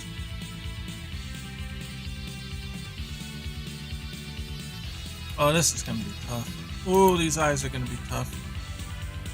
I can feel it already. Oh. Here. Color.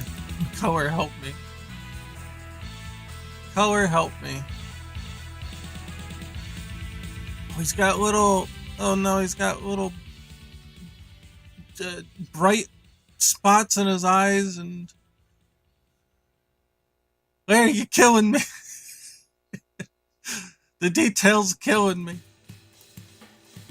Oh, that does not look right. Oh no. I don't know if it should be bigger. Oh, noses kill me. I can't do noses to save my fucking life.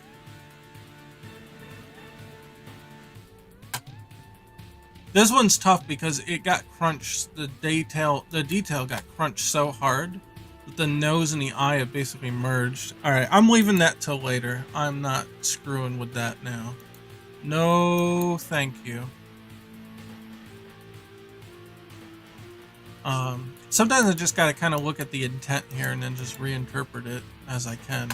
This is definitely, you know, a line here, but then it curves out, so I'll keep that.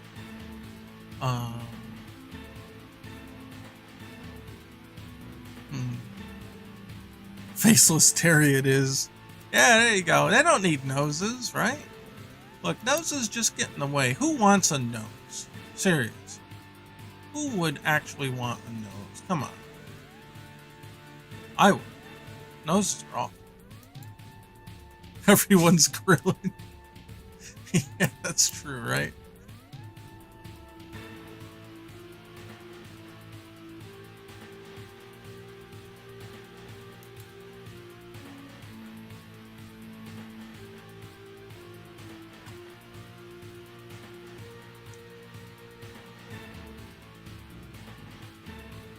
Yeah, I think I'm just gonna have to wing it and then adjust it after.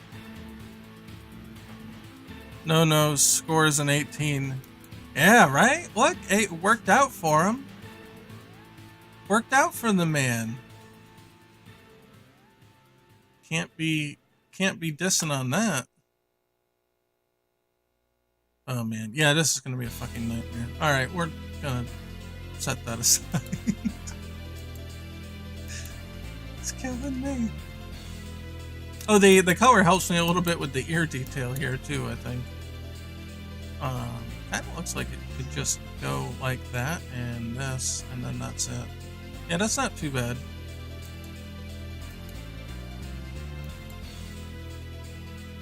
Hat detail here. Feel like. Oh, I hate losing that kind of slant on the line here, but I don't know what else to do.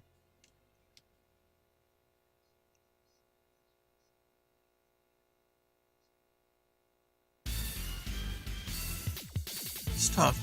It's tough.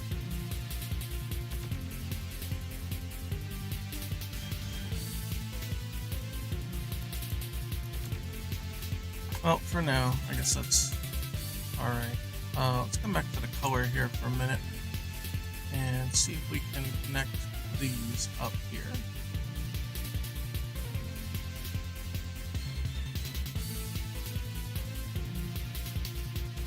Might have to like thicken this line just to get more leeway in order to shape it. Because otherwise, it might be a little difficult here.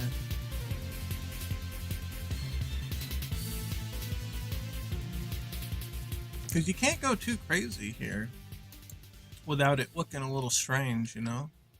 Like, oh, I could go and try to get more angle on this, but I don't know if it's the right call.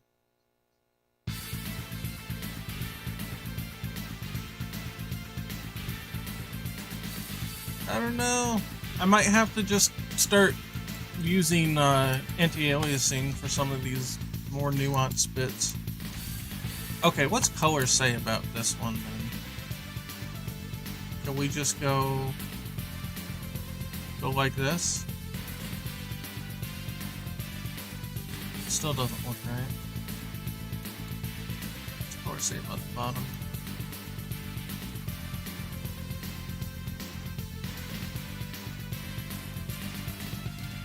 Yeah, I don't know.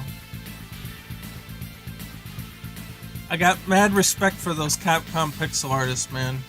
Even when you have something to work from, dude, this shit's devilish. It really is. It's really tough, man. Like getting a spike here, what do? You pull it down like this? Pull it like that? I don't know. Then you'd want to like do that instead. That actually doesn't look terrible, but it did lose its direction, kinda. Like you want to do this, but then getting it coming back up is hard. This is where thick lines are really superior. If you can get a double thick line, you have so much more flexibility. But I can't go too far here, or I'm going to start intruding into the eye.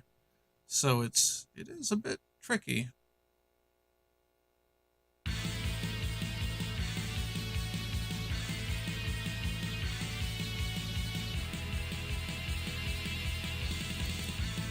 I think I'm just going to have to enlarge some of these details to make them appear correctly. Whether they're really meant to be that way or not. And that's what I mean by kind of being a little more interpretive on some of these aspects. So that doesn't look too bad now, but I did have to change a little bit of the shape here. But I think it looks alright.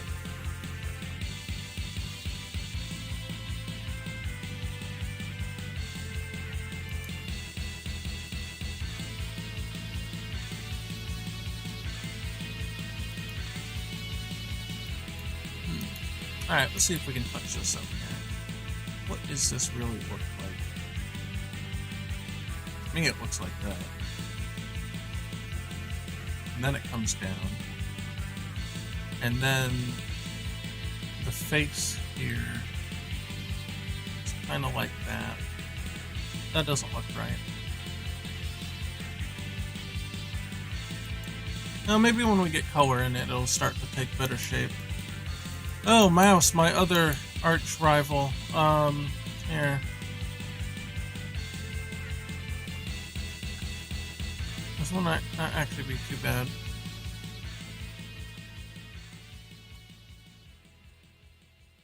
I think we're gonna use a lot of anti-aliasing on this one. To kind of give that added shape. Like, see here? There's a bit of dark. And that's to kind of go along with this part here. So I think we'll leave it like there for now, but we'll see what we can do with anti-aliasing after. Okay, hands. Hands are tough. Oh, that's... Oh, I was gonna say, the monitor on my right is not very well calibrated. It's very old. I was hoping that maybe it would make it whiter for me to kind of tell the difference here, but... I have to take color off to see this one better. Oh god, maybe not. Jeez. Alright, well, we'll see. At the very least, it looks like that, but there are 3 fingers here. In fact, let's use the fingers here as the guideline. At least to get the lines here, right? And then now that we figured out like the lines here, we can maybe better figure out how to get the rest of the fingers. Fingers are one thing that are also difficult when you downsize. And sometimes you have to change their shape a little bit to better fit the pixel here.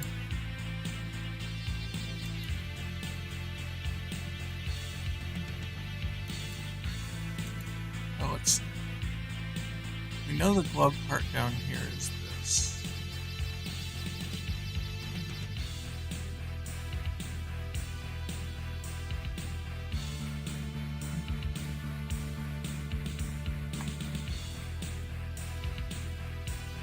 It's really tough because you can't crunch the tips of the fingers very well. You have to keep all of it in mind. Where is this knuckle here? I'm gonna have to increase the color intensity. Okay, this part here is literally been reduced down to this. You could say, oh, I'm not in the wrong layer. You could say maybe it's like that. At best, that.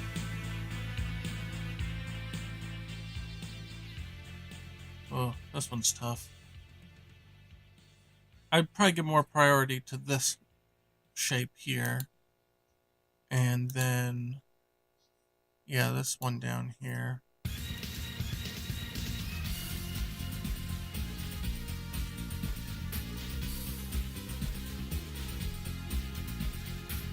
And then I'll extend out the finger area here. Get that whole thing there. And here's where I'm giving a little more weight priority to the shape of the hand to get just a little bit more to work with here. A little more leeway doesn't hurt when you're dealing with fingers and stuff like that. Okay, this is going to be tough because all the fingers have similar weight here. Oh man.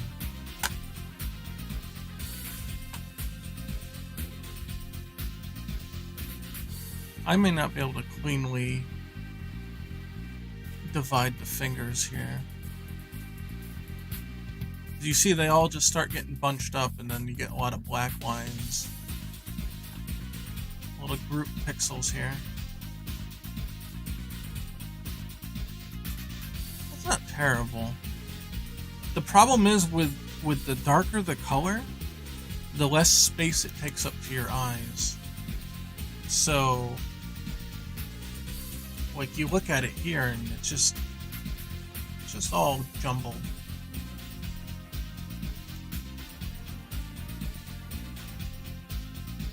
Hello, hello, welcome. 07360. Hey, I know you. I think you're on the patron list, right?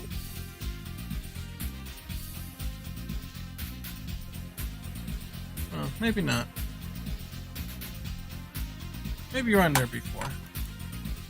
Well, either way. Howdy, howdy.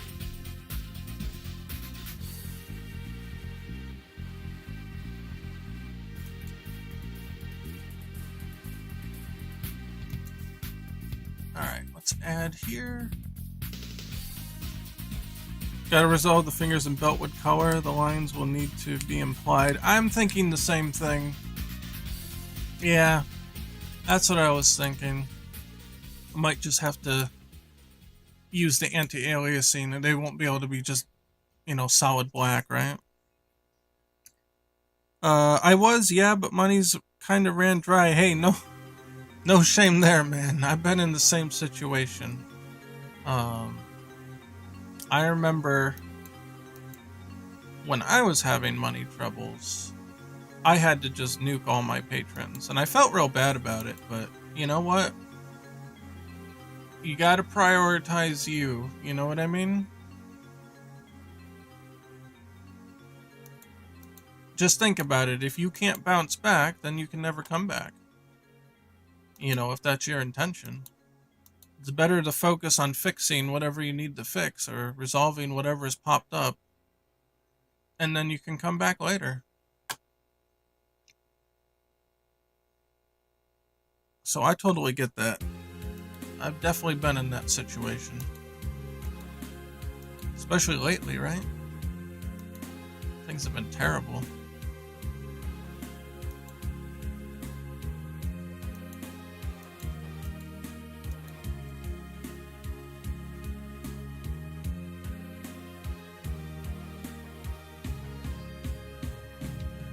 I guess that's the kind of same advice I would give about the health situation, right? Gotta focus on you. Without yourself, you've got nothing, man.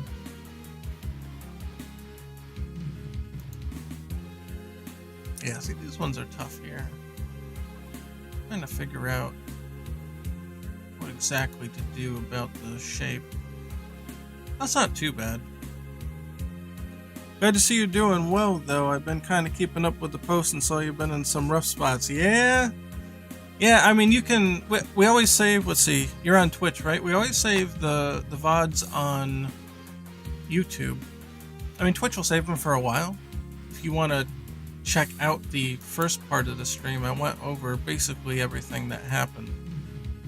Kind of give everybody an idea of what's been going on. So, after...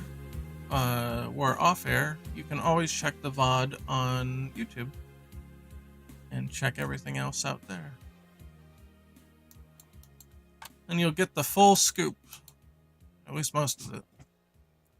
And none of the gross details, all the normal details. I guess normal? I don't know what it would be. Oh no, we already hit 2 hours? Oh my god. Well, we're still going. I want to at least get all the lines here, right? Gonna try to get the work-life balance, right? Gonna not do a 9-hour stream again. That would be... Amber would kill me. And that part's not the joke.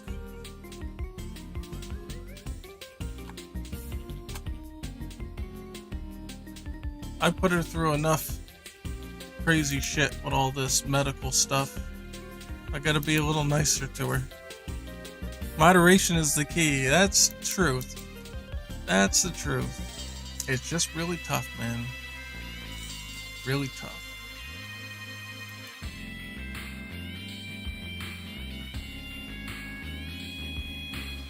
Okay, I feel like I'm in the situation now where I can safely start to thicken things. I really don't know what to do with that nose. I think it's gonna have to be an implied detail here. Just trying to, like, hardline the nose here just doesn't look right.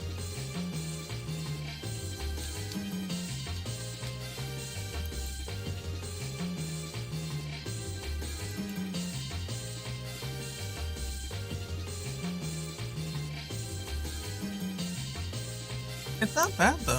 So let's take a look without all the extra stuff. It's not too shabby.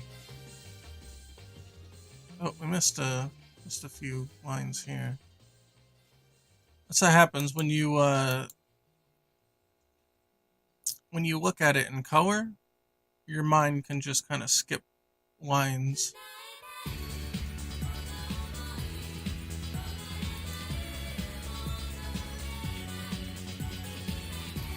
And that looks pretty cool.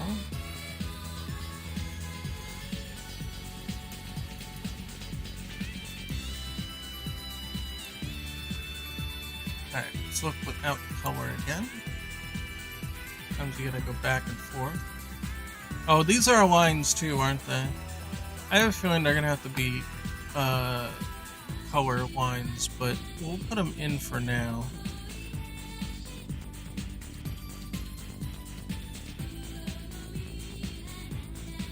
I think they'll be a little too thin to complete in their entirety.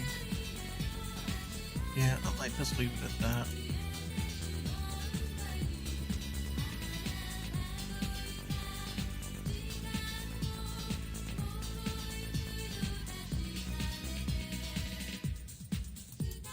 That's not too bad. I'll probably move on to basic coloring and then we'll see how it looks with basic coloring. And kind of go on from there.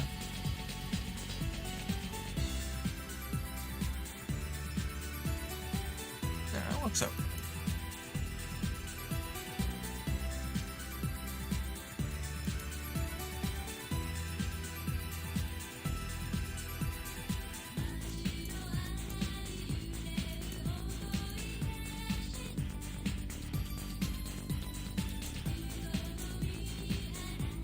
This doesn't look pronounced enough here. Might have to make this a little bigger than it was originally. Hello. That's it.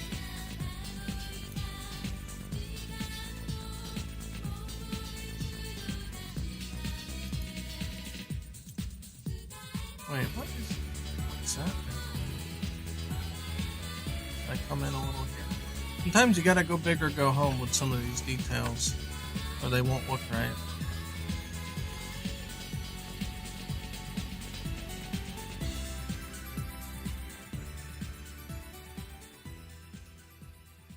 I don't know. That could also be a case where you use color to figure it out and shape it instead.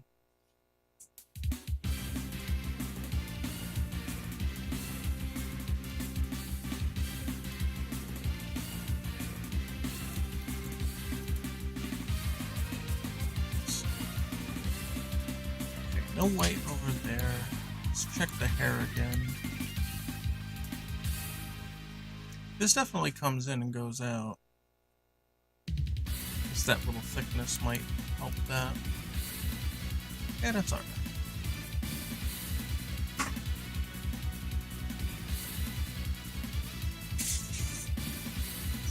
This is supposed to be straight here. So maybe bring it up like that. Might have a better form.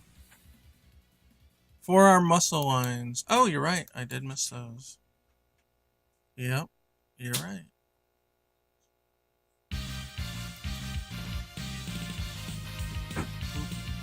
Okay, that one was pretty simple. I did miss this part here, though.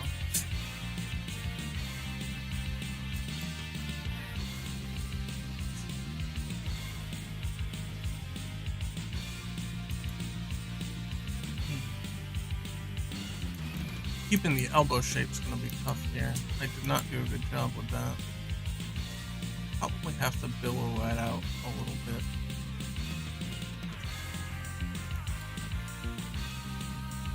Might have to use light here to help me more than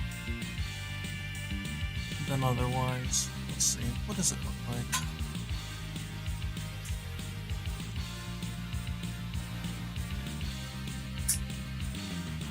Ah, man, that's tough.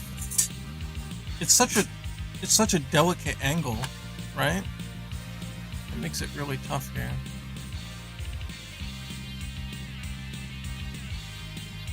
So let's see. What part is this? Here's the light part. When you crunch it, it just it's killing me. Yeah, it gets some kind of like halo effect here from being reduced. I hate that about the size reduction. It makes it really hard to like see that detail. I just can't like see it. I just can't see it.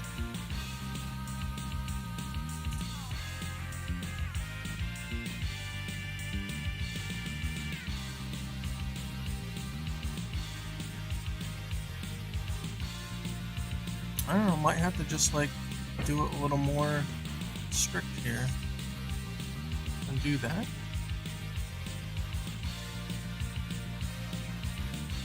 Man, this one's tough.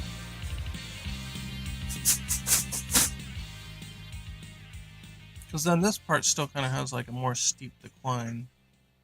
I guess that's a okay-ish. I don't know. I think I might have to resolve some of this with colors.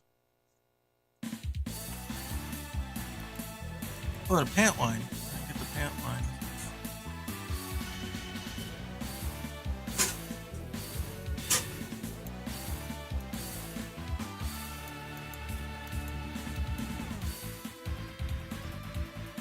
Oh, it connects to the... connects all the way up. You can resolve the elbow to thick outline. Yeah, that's true too, right? True, true. Okay, what else might be missing here? Ah, off. I've got eyes, I've got the hat lines, the ponytail, little band on the end. Oh, I'm looking. Got those.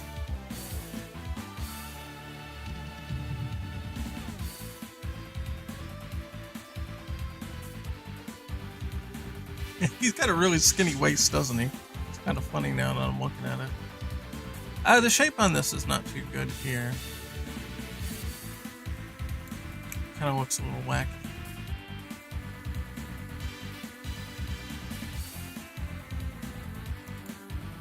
We want it to go out and then back in. That's probably going to be a little better. Probably have to do a little more with the thick outline on it though.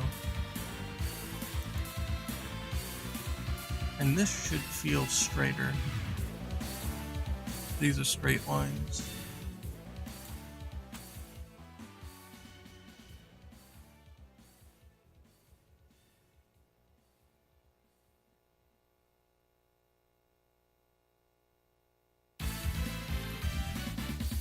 And this, I'm trying to make it look a little more straight here. Might have to get literally straight with it to kind of sell that.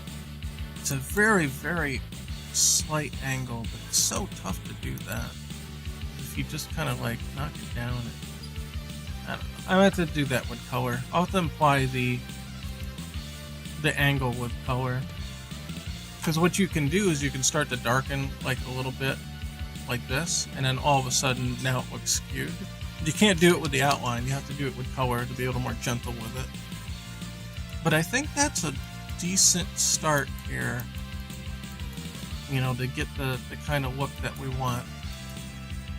So Control S, always Control S. Yeah, alright, I'm gonna do the basic colors.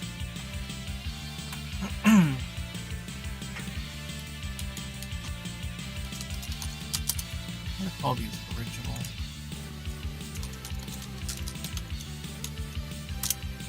And I'm going to group them into sketch. Oh, and I'm going to group this into pixel. New layer.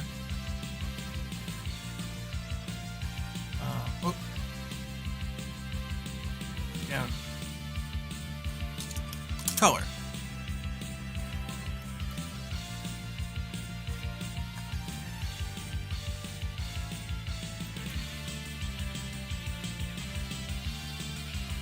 Yeah, I'm trying to think of the best way to color this. Probably what I'm going to do is just copy the line work down to the second layer and just start a color. I don't know if I can I color pick? I cannot color pick outside. Oh, this is so annoying. Let's close this, close this, close that. Don't say. What did we do?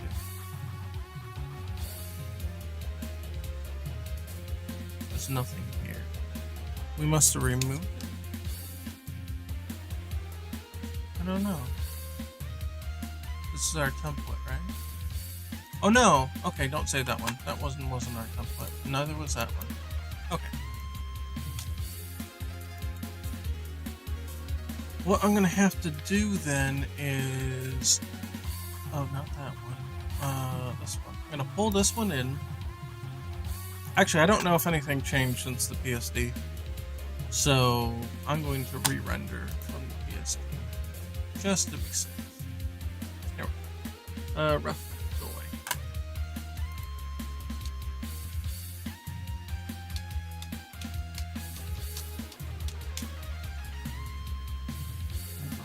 Control Z, Control Z. Is that as far as it goes? Does it not save visibility? Okay, whatever. Oh, this is my trace assist. It was a copy. Okay, that's fine.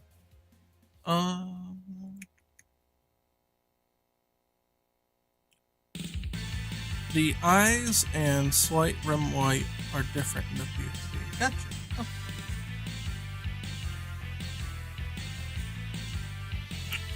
Okay, let's make a slight, or not slight, but let's make a quick cherry render.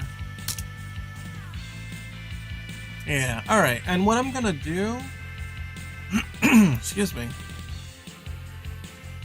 I'm gonna take the Terry render, put it in here, and then just gonna make like a palette with it. So, I'm just gonna do this, and then I'm gonna import it.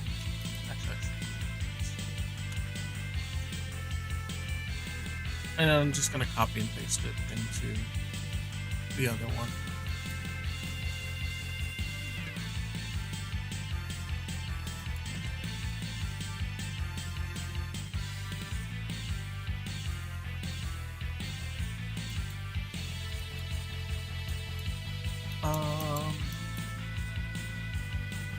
Okay, I see. There's 3 shades here. 1, 2, 3.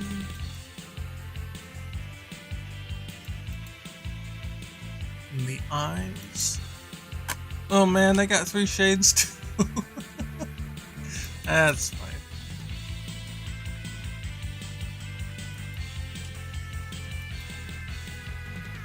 Okay. And then eye whites look like 2.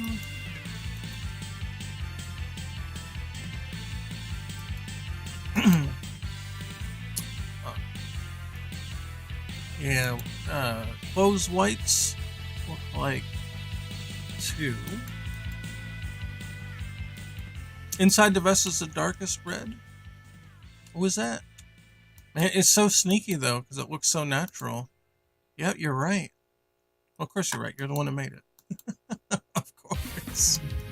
I'll have to remember that. It looks so natural there that it almost doesn't look different. Good call. Okay. Okay. I think we got the skin. I think we've got everything, right? Oh, the belt. The belt. Sneaky belt.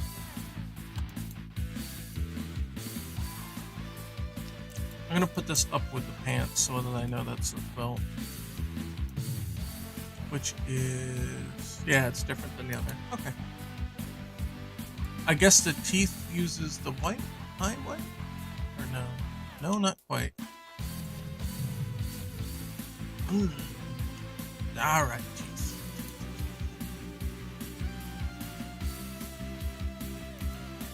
I might merge a couple of these if it's possible. Sneaky belt at the start of the waist.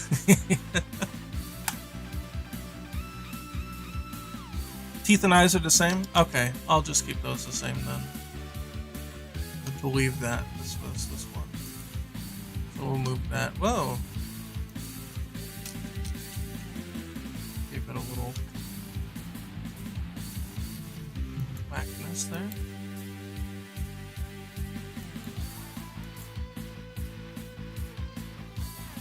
And this was the inside of the eye.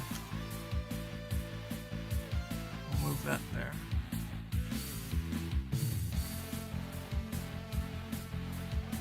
Right, is that all we need then? This is belt. Belt white. Oh, wait. This one. Shirt white? Damn it. I can't remember anymore. Oh. Yeah, that's shirt white. Okay. Got it. Okay.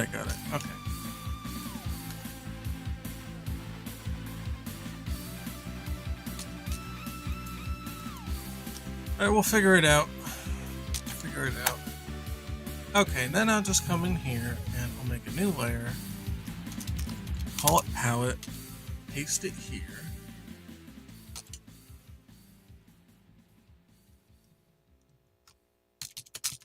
Background gray. Background blue. It's more like cyan, but whatever. White. Take them both away.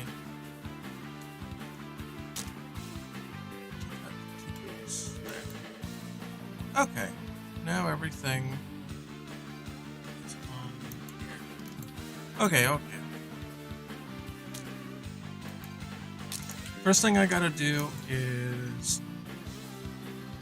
close the gaps. That might be the only gap, and we'll find other gaps as we go along. Oh, and I'll keep my ref here. So we'll do light shades first. Uh-oh. There.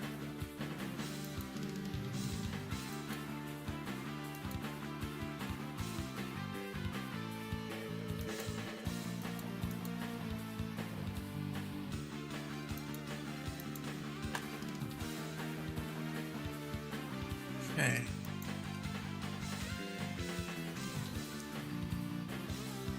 For now, I'm coloring all of its skin, but we'll get the details in a minute here. Oh, yep, and there's this one that should be here.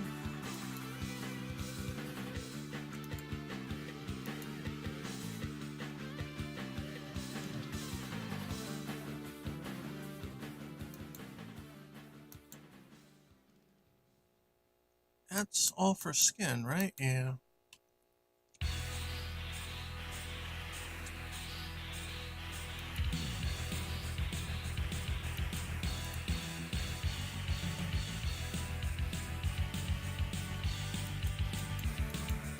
Big old red head.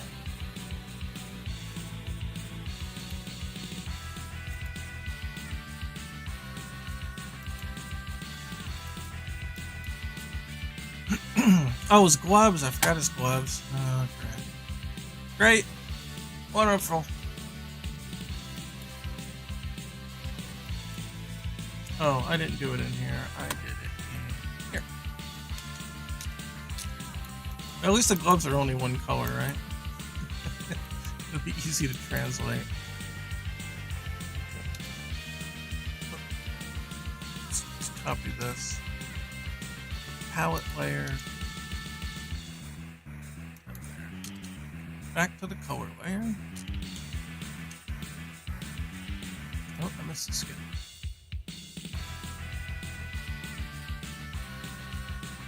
Okay.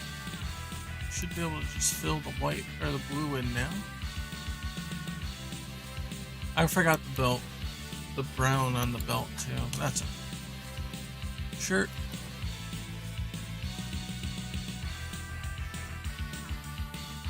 And this was a dark pixel. There.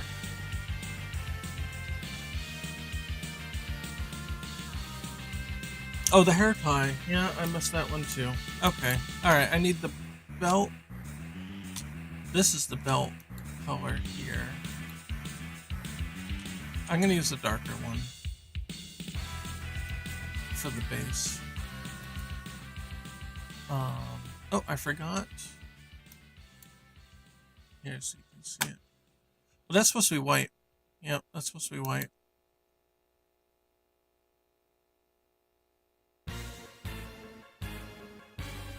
Okay. I think that's all the basic ones. And we need the belt. And the tie.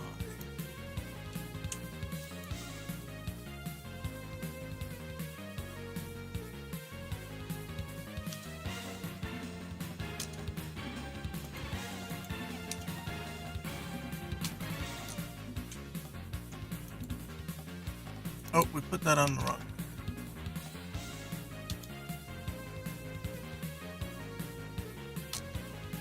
Oh, back. Oh.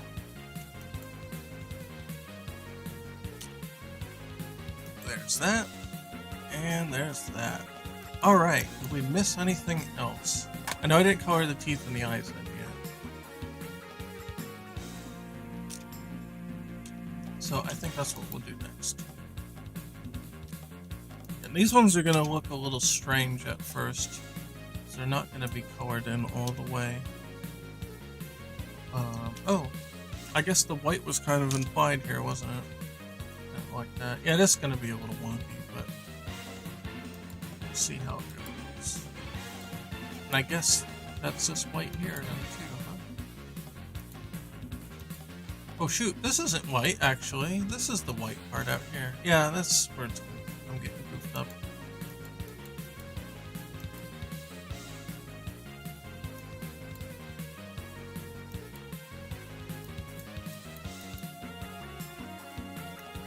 Well, this is different.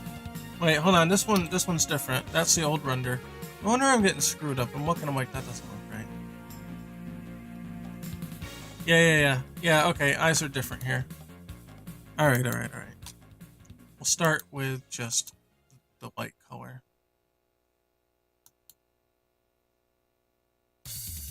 Okay, that's a basic at least.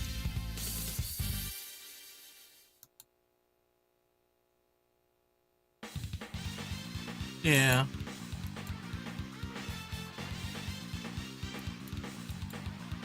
Alright, it's a little goofy, but that's what we got so far. Alright, make sure the palette is not part of what's being colored on there. Okay, it looks like that's true. Alright, I'm gonna clean the palette up now. Now we have the basic stuff here.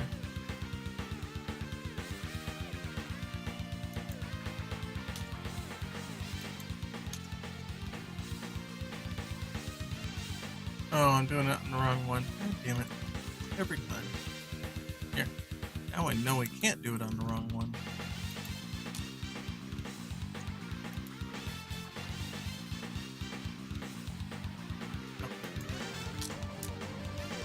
The hair.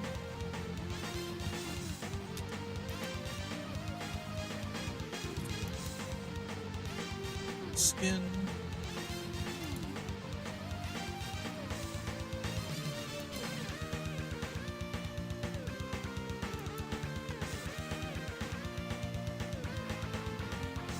Teeth and eyes.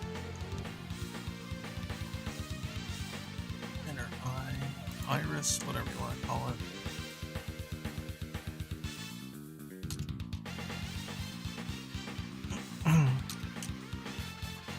Oh.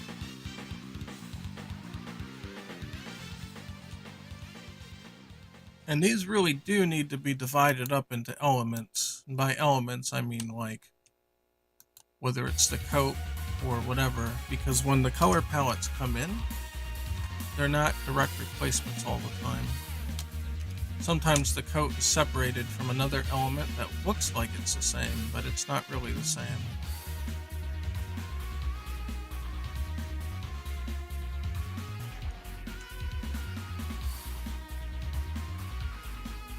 I think that's buckle.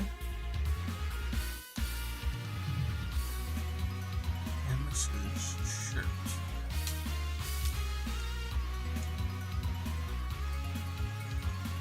Now that they've been tied together on the map here, or they've been mapped out in their basic parts, I don't have to worry too much about using the wrong one, because I can always just redo the palette itself. It's okay. We are. And so, one thing I want to do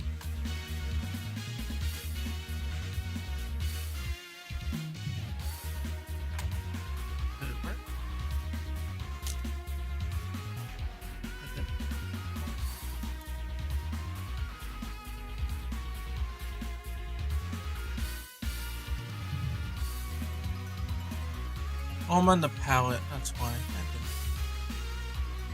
No. Okay, there.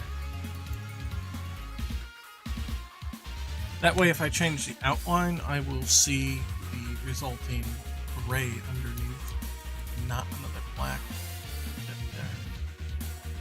So, yeah, how about that?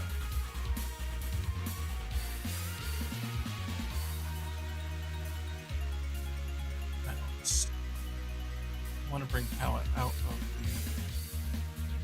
Yeah, there we go. Okay. You can think of the pupil, it's meant to be that way in pixel form. Okay. Like this part, right? Oh, gotta get back to the right layer here.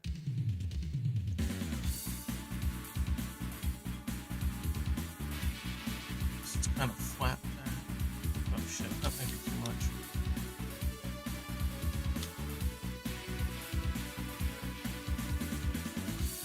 Here's where I'm gonna have to kind of bounce back and forth between the color layer and the other. Why is that not going?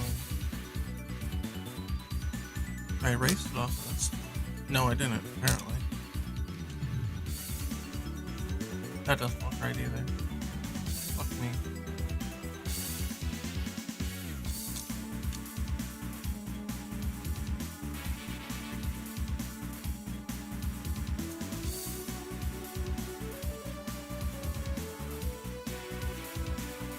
Nope.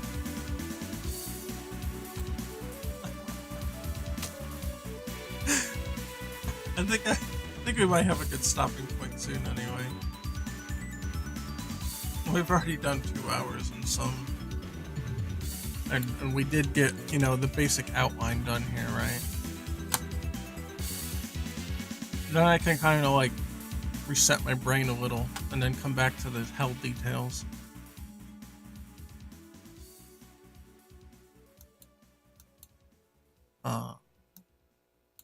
What are easy little shades we could do though? Oh, it's funny, the hair is actually mostly dark on the ponytail. We can do that one quick. Oops. Gotta get contiguous on, otherwise it goes crazy. We'll replace every color.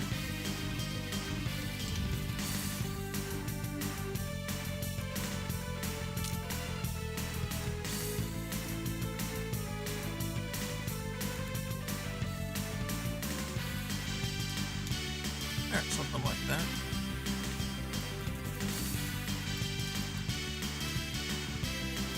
I don't like how that looks out there, but thick outline might fix that.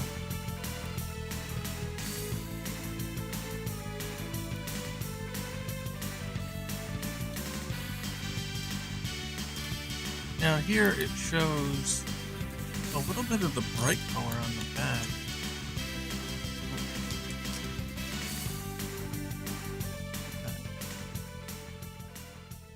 I don't know if that looks alright or not.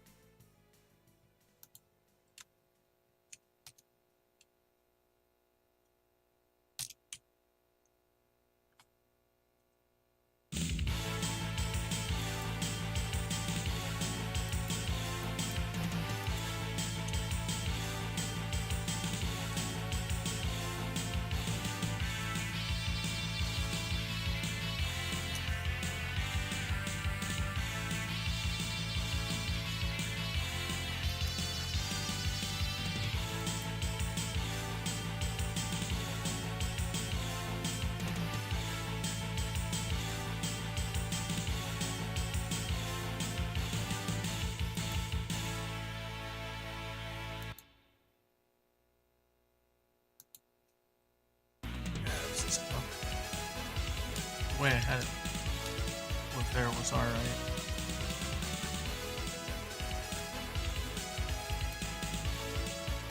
I don't know, it looks thicker here, right?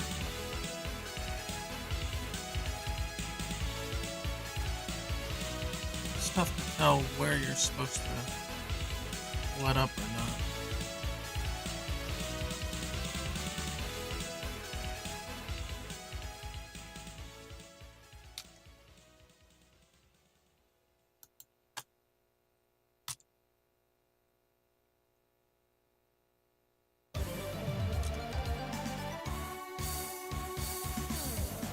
No, shit. I have to do it this way.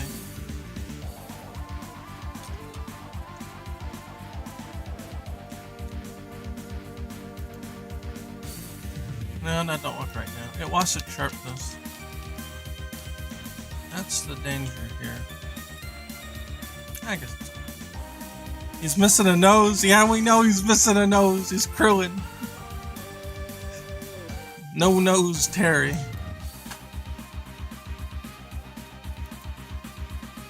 I'll leave that part.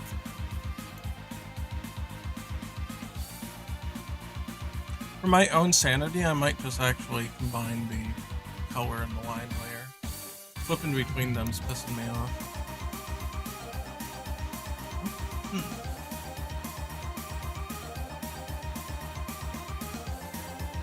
It'd be either that or that, but I think this one is a little more true to the shape. So we'll leave that. There, we did the hair. How about that? Just keep it 2 tones for now. Alright.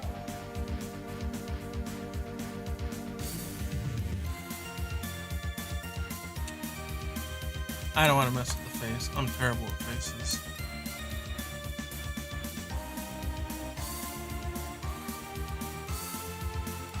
I'll do the head. So whereabouts on the head? About where this meets is where it starts. And then everything under here is.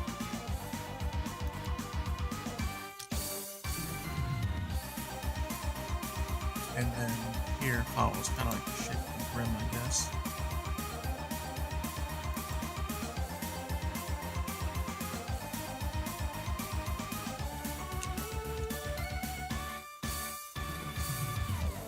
I feel like either this or this.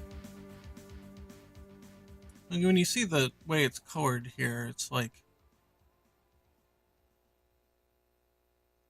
the darkness comes in kind of like as a line here, almost like a right angle, so you can kind of get that here. I don't really have the thickness to play with it necessarily, but you need a thicker one to get a more accurate color there. I guess this is all dark here in the back, isn't it?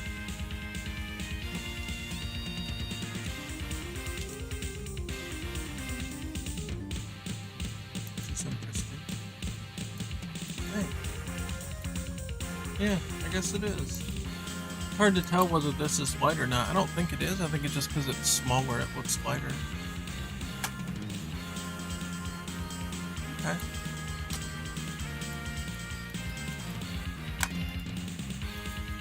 Do a little basic coat shape.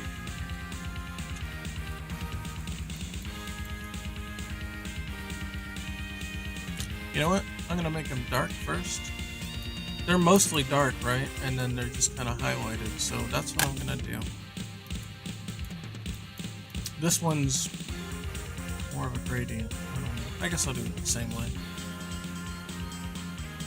I think I'll be spending more time filling in the darkness than the details.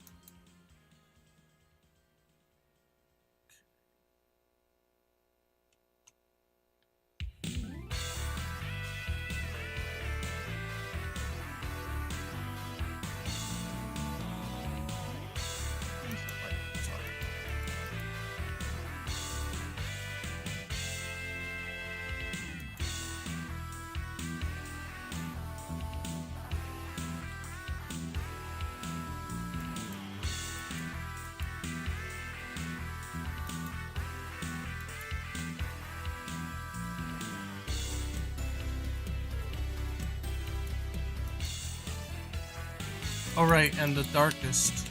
Well, this is the only one that's got the darkest, right? So we can fill that in, that's fine. And then here, more spread out, but something like that.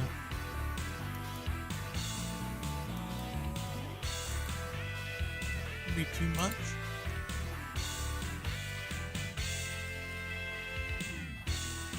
That's alright.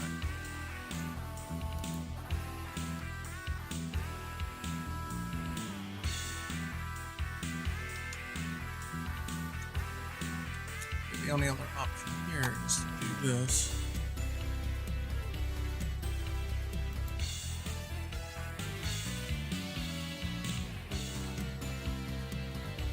I guess that follows.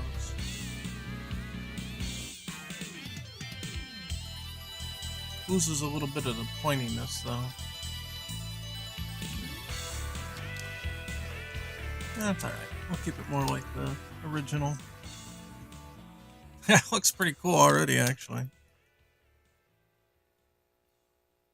Well, this is all dark here. This is belt, right? I think. Let's see. That belt, that's belt. This is...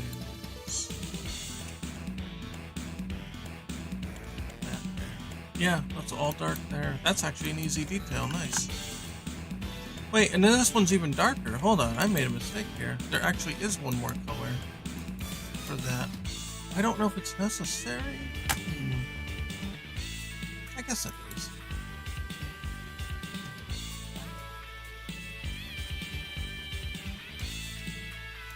Yeah, that kind of... This red is light to me. Like down here, but just because it was in relation to the other one. Oh, alright. We'll pick it up. If we decide later, because it's only one pixel, that we don't need it, then we'll decide that when we decide. Good.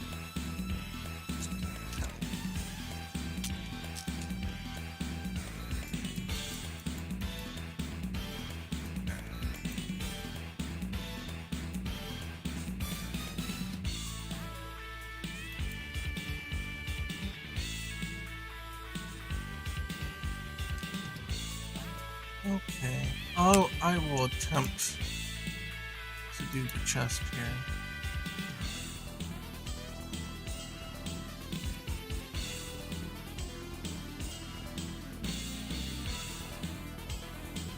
Quite tough. It got detail crunched really hard.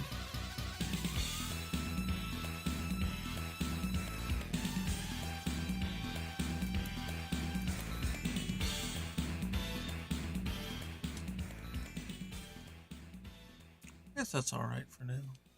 It's either that or this. I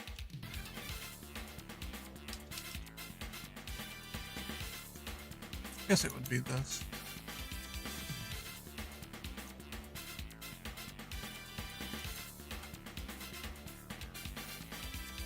It's not bad.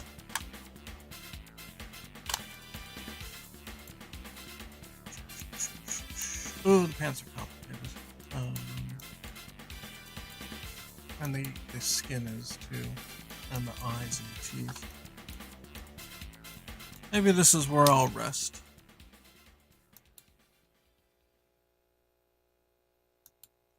I wonder, looking at it, if I should increase the size of the shoulder tears here.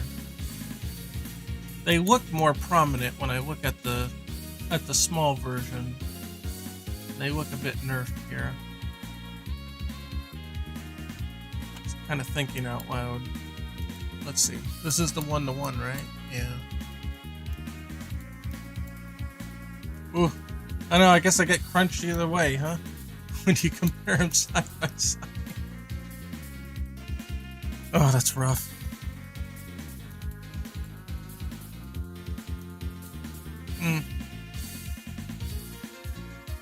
Well, I don't know.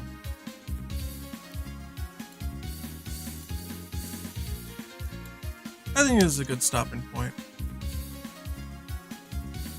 And then I can think a bit more how I want to tackle some of these other details. And that's fine. We don't have, again, we don't need a 9-hour stream. That was part of the problem, alright? We're gonna try to alleviate that or try to do better. Right? That's how it goes. Yeah, alright. Save.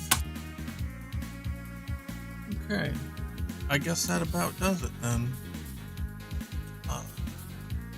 And then we'll do more stuff after. Oh, I made a lot of I guess just to kind of summarize a little bit of what I did while I've been gone. I made a lot of optimization improvements. I also made more glitches because that's what always happens. But I made a lot of optimizations to the game. So in other words, that just means it runs faster and better and cleaner. Oh, I bought on the asset store this thing called Smart Library. And it's pretty cool. So I can categorize objects into neat little bins here. So if I want to go to the fighters, there's all the fighters. There's all the common effects in the game, at least most of them. Like here's splash screen references. Here's like all the menus, stuff like that. Stage profiles. They don't all come in here though. There's a feature called Smart Library that's supposed to search and find all the stuff for you, but I have not found that to be all that reliable. So it doesn't show me everything here for some reason. But I don't know what this one's for. But at least I can keep manual libraries and stuff. So I can find things much quicker instead of going down here and fiddling with it. I can just go, oh, fighter, I click on Ken, right? And then it, like ping, here. It brings me down to it on the menu. And I'm like, oh, I got all my hitboxes, I got all my other stuff. It's just a handy little thing. It was on sale for like 15 bucks. So it was definitely a nice little pickup.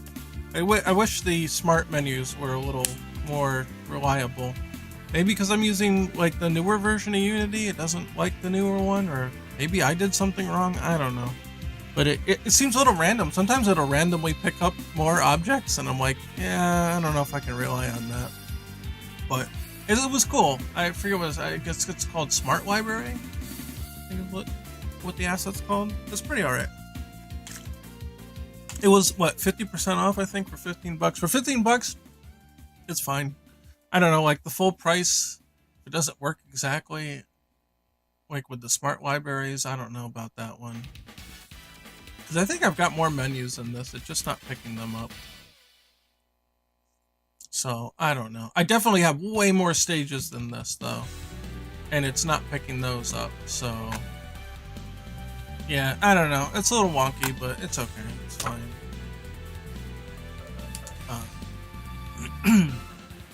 But yeah, I made the game run several times faster than it has been, which is really good. And I redid some of the structures here. Here's one of the stages that's usually disabled, but I put it back into the rotation here.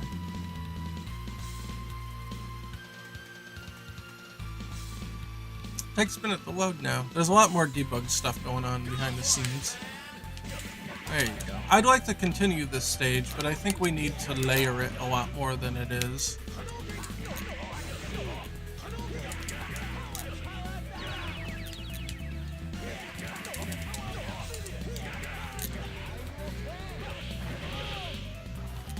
Got a question.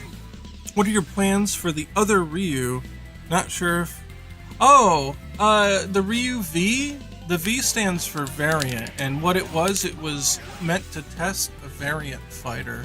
And what that means is that, like the base fighter is Ryu, but the V for variant, the variant part of it is like, well, what if we like enabled a different move on them, or what if they had different color palettes or something? So it has like extra data that's a little bit different than the base Ryu.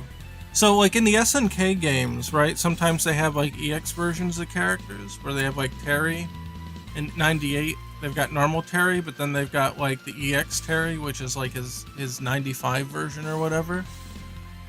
That's kind of the functionality that I was attempting to test with that. So, you can go to, Well, you can't in the release version, but in the development version, I can actually select them, and that's the variant. And you notice that he has a different palette, right? So it's not like meant to like be anything necessarily. You know, in the end, it's just kind of like a test. Like, especially like for boss versions, right? You want like say you've got Akuma and you got Shin Akuma. You don't necessarily want to recode Shin Akuma from scratch, but if you could take Akuma as a base and apply Shin Akuma's you know, properties to it, then you could do something like that. So you see that's pretty much the same. He doesn't have all the yeah, he doesn't have yeah, I don't think he has canceling on his lights. So that's one change. Yeah, I don't think he can chain lights. Yeah, I don't think he can chain lights. It's so funny. So he must be using a different file for his cancels. Yeah, he's got to link them. He can't chain them. It's funny. I made the variant a long time ago, so he doesn't have everything. Oh yeah, that was I changed the uppercut to be like a silly little Marvel-like version of the uppercut. Just to see how it would look. Oh yeah, he's got an air fireball too, yeah. It's a little broken now. He's supposed to say suspended in air, but it doesn't work anymore. But yeah, he was created a while ago, so it was a little different. I think he can, yeah, he can also cancel his heavy punch in air, not just his light punch. Yeah. So I tried a couple, like, yeah, a little Marvel-esque, right? I tried to do a little few goofy things with him to, just to, like, screw around with it. But yeah, he's just meant to be a test character, not to be anything serious. In fact, you can just infinite like this. I can't get out of it. It's just goofy. Because it OTGs. That was the other thing, I was testing the OTG properties on normal moves.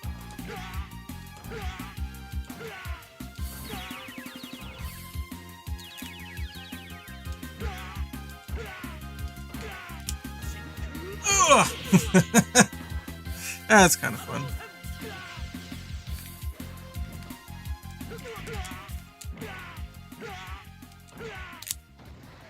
Ugh! But yeah, no, don't expect it to be playable in the game, though. It just is what it is. Silly test mode.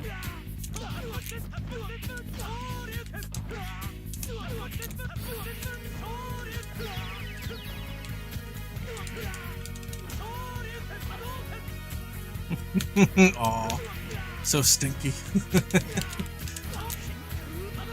Oh, that actually looked kind of cool. Oh shit, hold on. Oh! That actually looked kind of cool.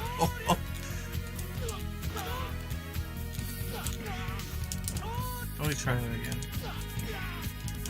Oh, yeah, that looks actually kind of neat. Oh!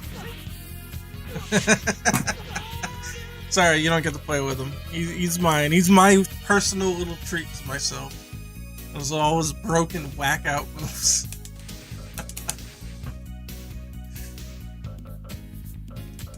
Now let's go back. But yeah, I did that. I did the shadows. They're not 100% complete. But most of it was just researching. I'd watch a lot of videos, you know, on Unity stuff. I'm in for the jank. But the game runs a lot cleaner now in Editor. A lot of stuff works a lot better now. At this point, the collisions are deterministic, but the movement of the characters is not. So when Marvel Fighter Edx, I'm not. I like Marvel's appearance, but I'm not like the hardest core of the Marvel players. It's just not like my thing, I guess. Oh man, I can't do that. Come on. I don't know if I showed this. You can do. I don't know if that's new or if I made that happen during the break. Being able to do an EX after the normal one. And you can cancel it and then do other stuff.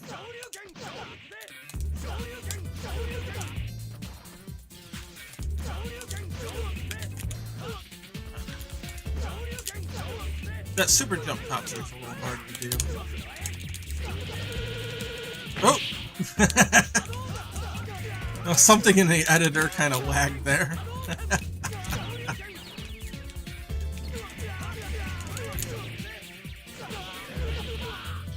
I like the look of this stage, but definitely like the bushes in the back, they need to be layered, right? They're just kind of flat right now.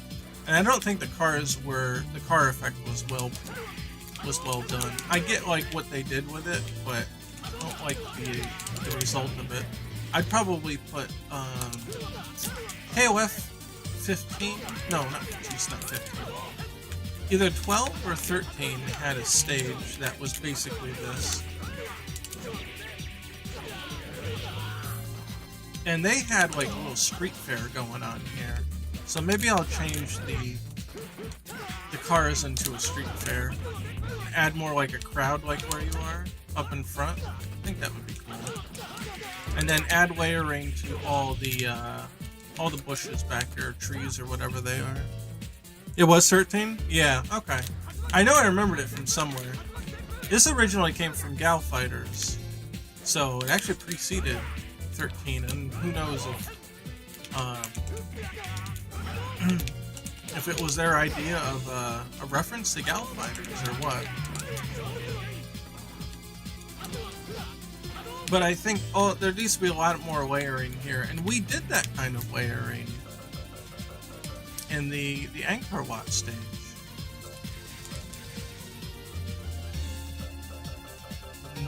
This one. It's a lot of work to separate all those layers, but it worked out pretty good. So here you get kind of almost like a pseudo 3D, like a PlayStation 3D effect in the background. See, all the trees have been separated, so you see they all move with different layering. Kind of gives you that little depth there.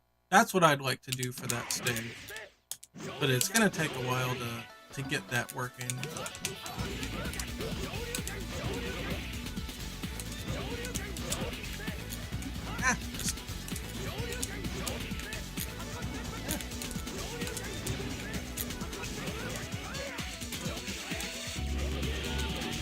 That one's tough. That's a tough one.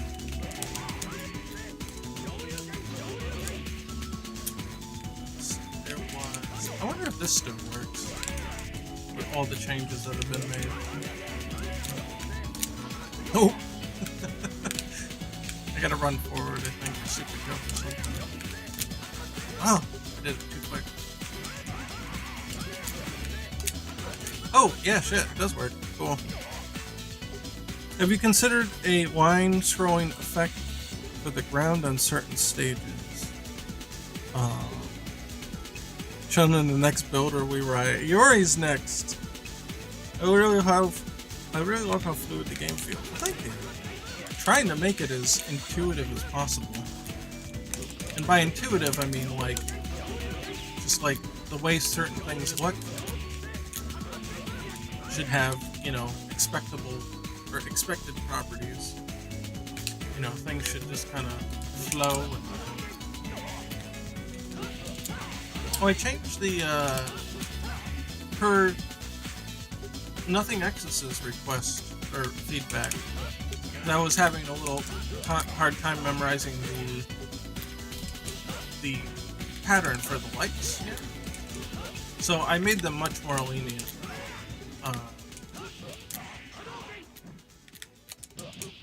So like this stuff, there's much more leniency on chaining than there was in the last bit.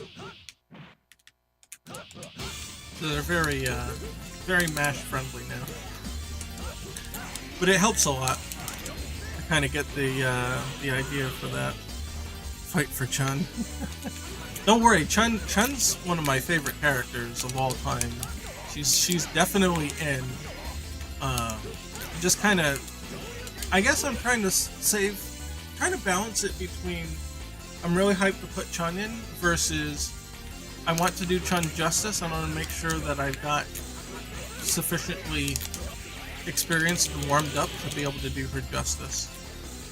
So she'll be coming soon, just not immediately, I guess. But yeah, Iori's next. That's definitely gonna be the next big one. But I gotta get the netplay done first.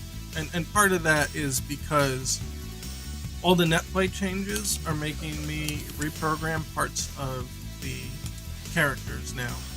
Or things like adding shadows makes me go back and revisit every animation all over again. So if I can get the netplay stuff done, I won't have to redo work on Iori over and over as he gets put in. Kind of keeps things a little cleaner.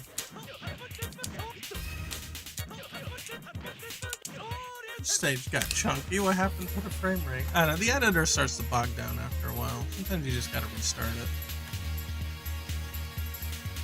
Editor gets whacked. So that's why Iori got pretty much stalled. Oh, I guess it must have been on random stage. Yeah, netplay's gonna be before Iori. Right. So because the netplay makes me reprogram parts of the characters, so I don't want to do extra work by having to redo Iori before he's even out. You know what I mean?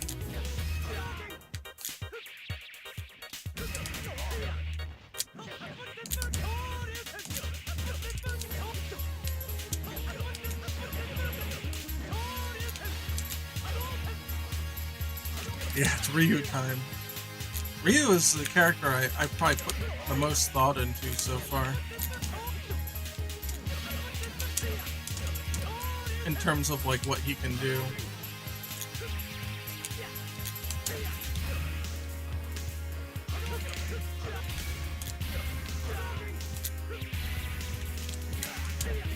Nope, that's not.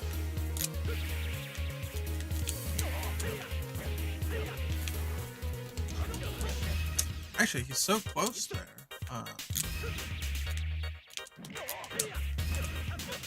Yeah, you could do that.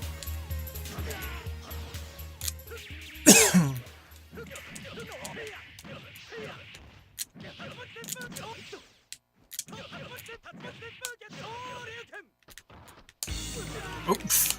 I missed that grab. Oh.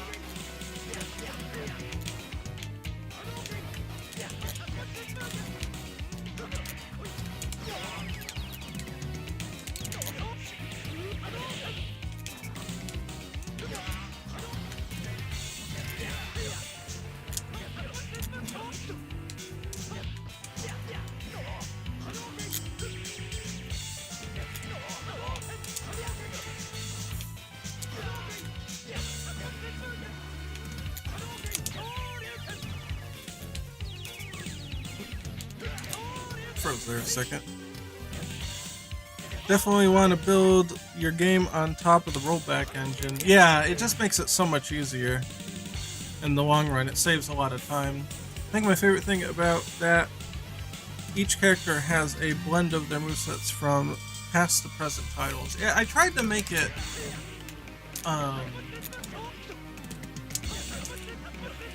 obviously you can't just give them every move in the universe that they've ever had. The moveset would be so bloated.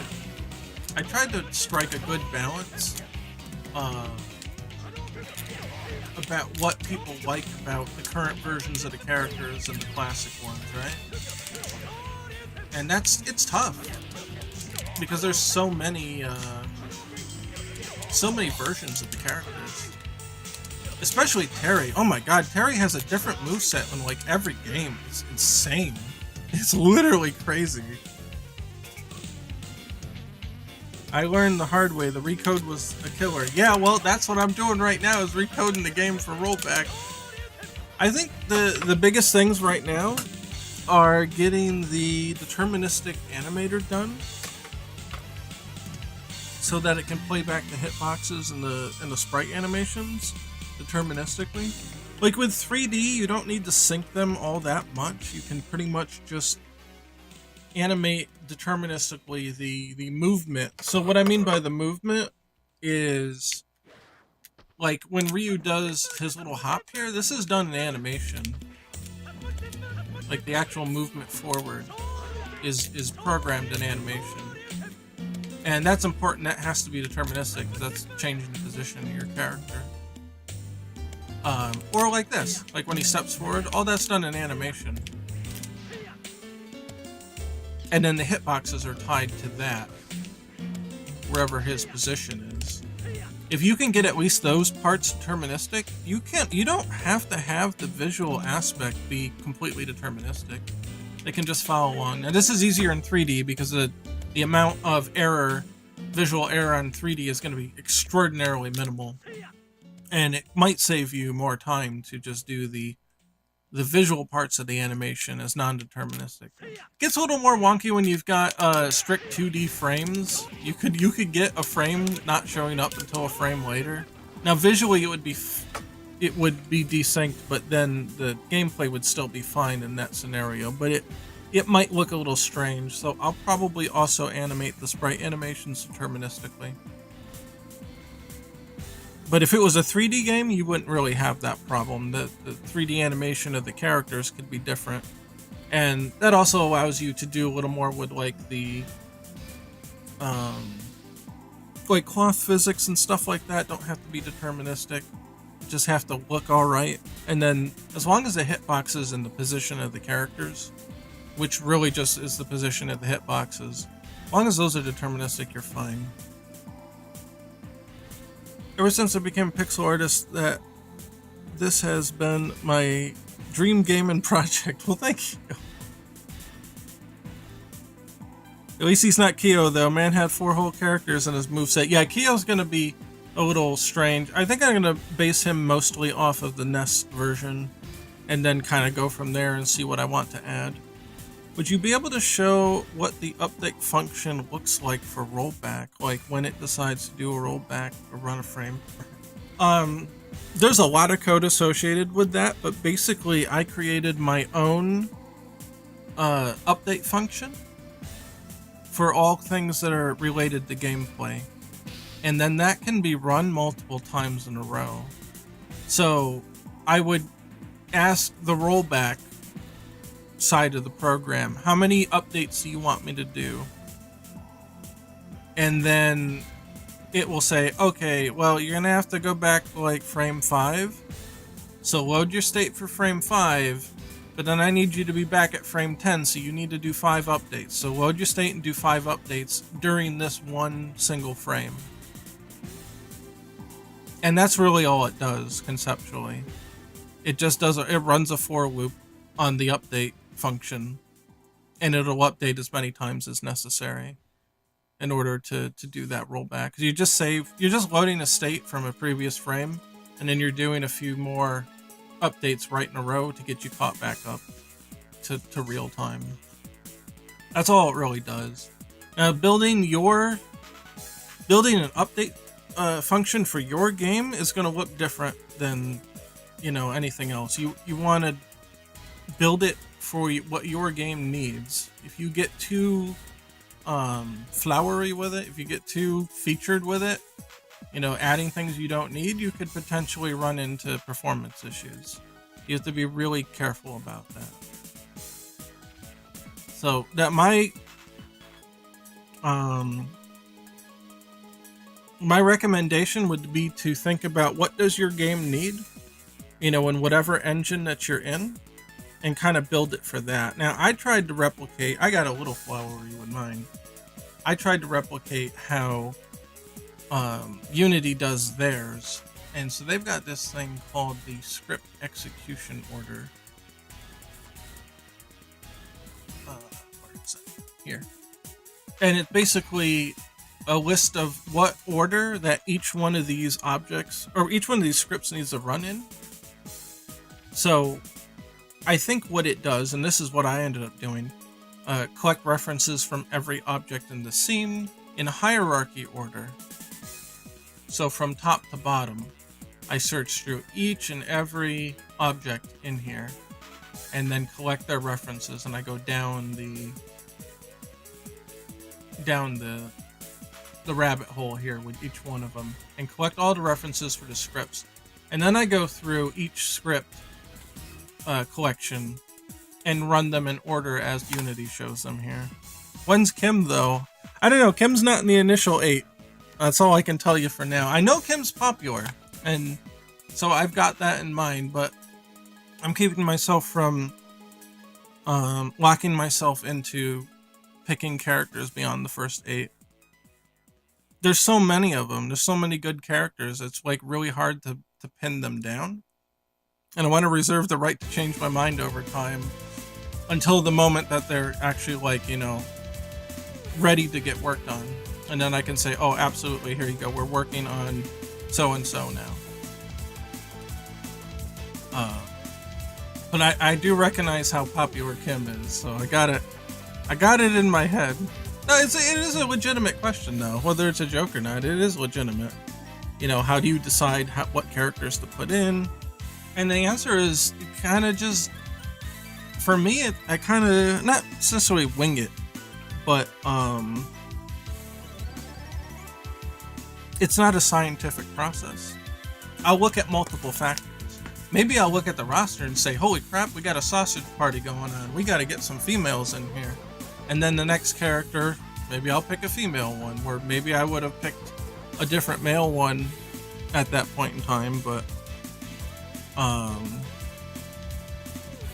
you know, maybe I pick a female one instead. So I say, like, oh, we don't have any charge characters and we don't have many females, so what female charge characters do we have? Well, we got Leona. We could do that one, maybe. You know, that's kind of the way that I kind of go with it. Regal has never been in a KOF game with EX moves before. Oh my god, you're right. Oh no. Oh my god.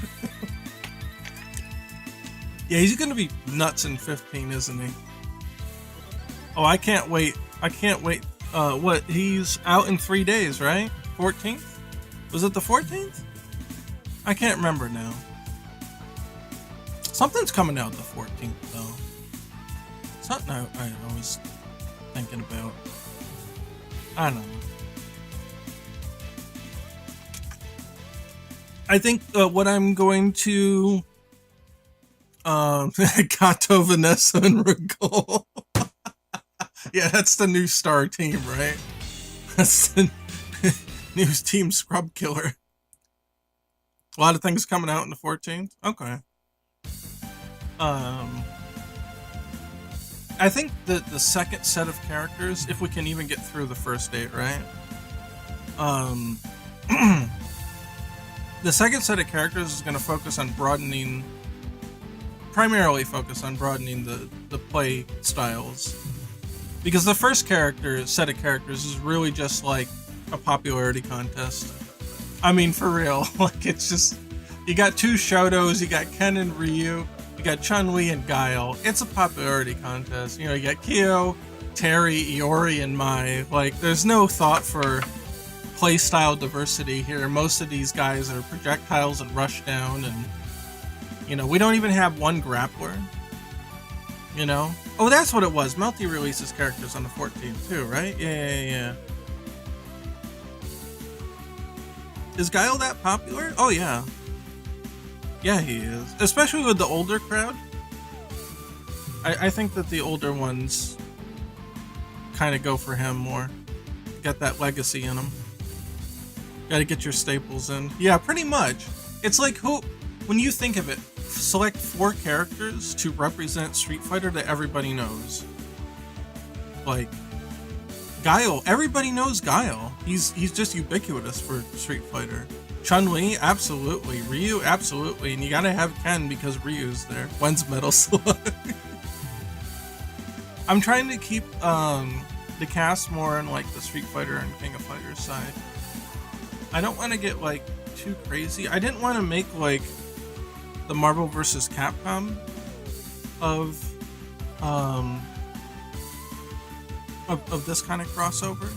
I wanted to keep things a little more on the martial arts side, so like less weapons-based stuff, and more like martial arts kind of stuff. Yeah, I know that's not everybody's cup of tea, but that was just kind of the way I wanted to go for it. I always thought Nash was more popular. Oh no, no way, no way. But I didn't. Yeah, I know. Theo's in KOF Maximum Impact, and that doesn't count.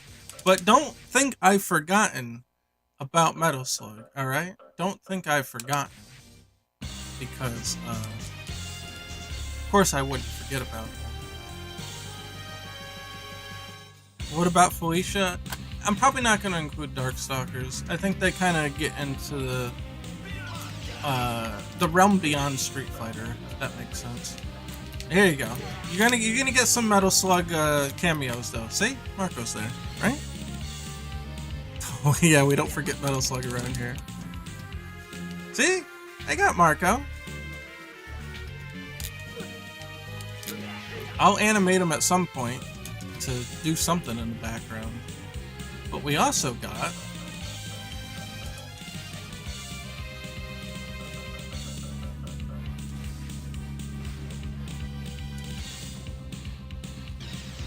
in the nighttime version,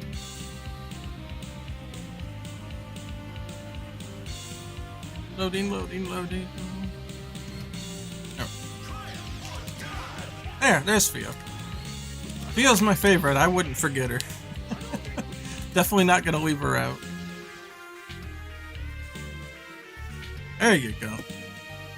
I wanted to keep, so there was a couple goals. I wanted to keep it more martial arts based and less weapons based.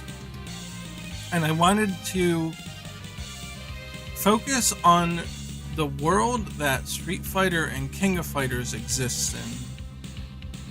And then kind of not branch out from there. So when you think of like, there's not very much crossover between Street Fighter and Darkstalkers. Darkstalkers is all supernatural magic and monsters and stuff, and you don't really have any of that in Street Fighter. It's sort of two separate things. Capcom's never really treated them as the same thing before. The only time they appear is in like the really broad crossovers like Marvel and stuff. And even when it came time for CVS, Morgan was the only one to make it into CVS, if you've noticed. So even Capcom themselves seems to shy away from the idea of crossing the two over. So CVS Pocket, yeah, it's essentially the idea. Yeah. And to be honest, there's so many characters from just Street Fighter and King of Fighters that there's no lack of characters. There's so many. I probably wouldn't even be able to make half of them for years. Are you considering, if you're considering no weapons, would characters like Whip or Vega not be considered? I think Vega kind of works because he's kind of dirty and he's a little bit of a cheater because he's a bad guy. I could make an exception for Whip, but I want to like not have guns, I guess would probably be where I would really draw the line, you know? I think Darkstalkers characters fit in more in KOF than Street Fighter. That's true, actually. That's actually very true. There's a lot more monsters in KOF, right?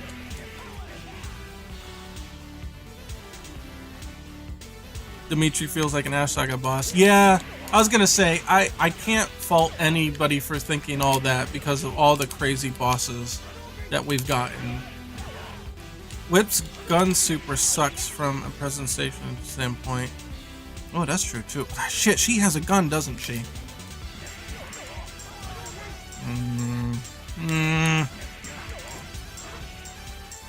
Alright, look, I'd potentially make an exception for Whip, but that's it.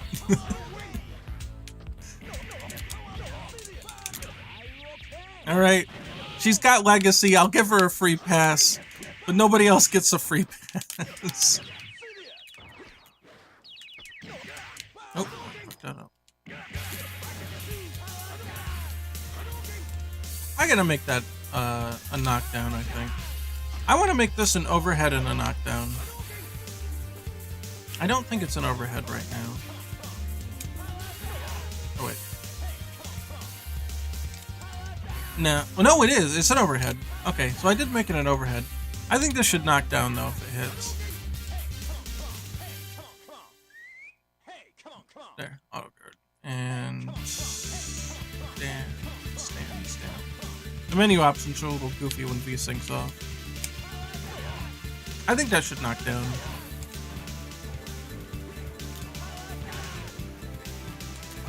Because you can definitely do stuff like that. And I think the reward would be really cool if you could knock down.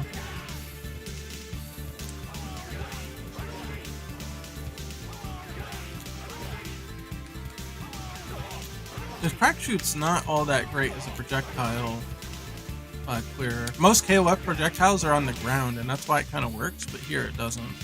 And I can't have crack shoot going too high or it would go over the characters. Don't let Terry run wild here. Two...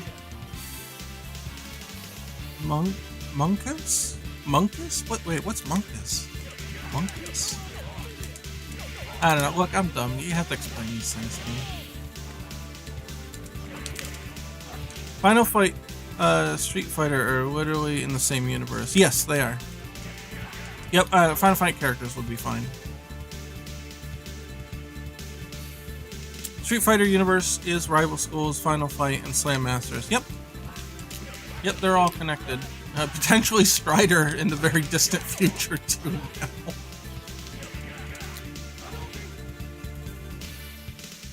Monkus is a better Twitch emote. Oh! Okay, I probably just don't see the emote because it's not a standard Twitch one. Okay, it probably just printed the words. I got it.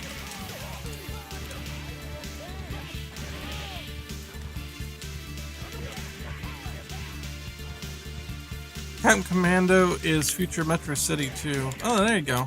Yeah, the Capcom timeline's all goofy. You could argue that maybe Mega Man's included in that, depending on what it is. Maybe Resident Evil. I don't know.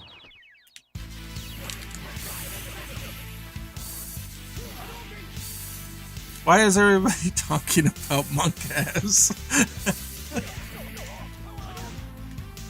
Because my thing doesn't show that. I've got like a chat aggregator. Aggregator? Okay, look, because we're on YouTube and Twitch at the same time, I have an app that like takes the messages from both, and it just kind of puts them together for me. But it doesn't support all the emotes and stuff, so sometimes they come in as like just text. Oh my god, is that plus now? Holy shit, wait a minute. No way.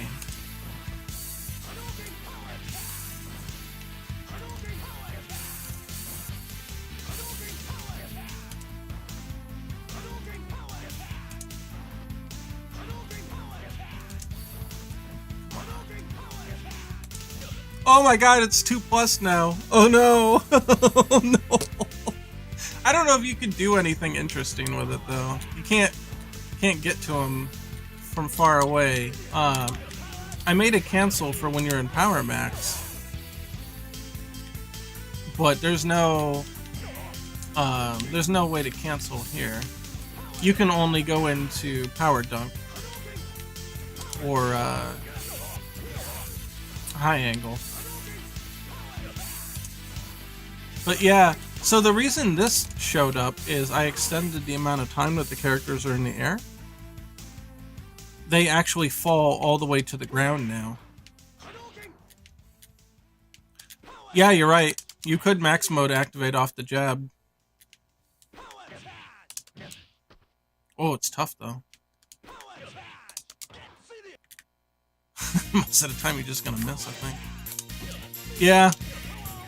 Yeah, you could do something. I don't know if it was really that good though. Terry busted in another game.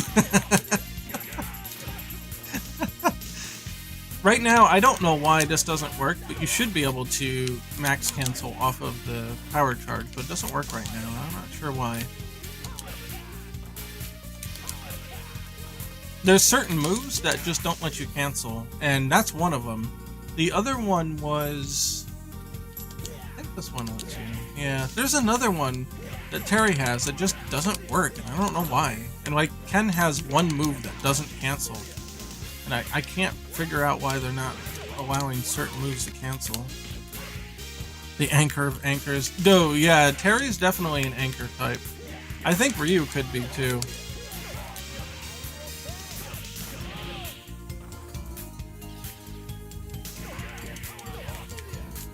Oh, that's...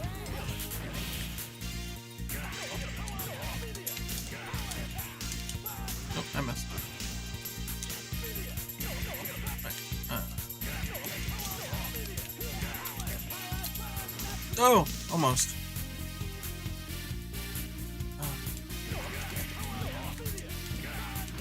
No.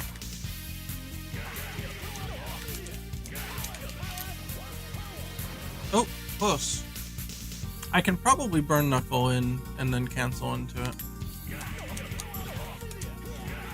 Oh, not that. Oh, not that. So I gotta do that. I gotta hit it, cancel it, and then go into burn Knuckle as fast as possible.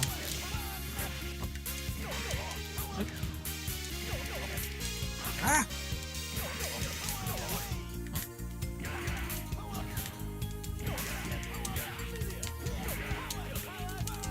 Oh, I screwed it up. I ran instead. There we go. Oh, that's pretty good damage. Don't mind the effect that won't go away. That was pretty good damage. Like 65? Oh, he dropped me out.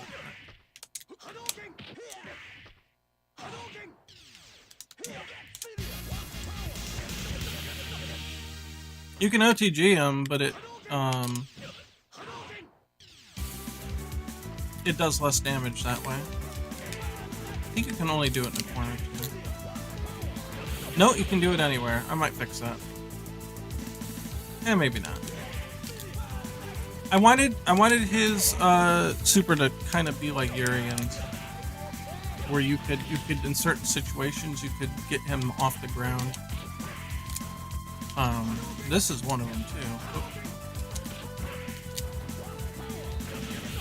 It doesn't do a hell of a lot of damage. You gotta use all 3 bars, but it's kind of cool. I think the only other KO of Terry that's somewhat good is 11, really.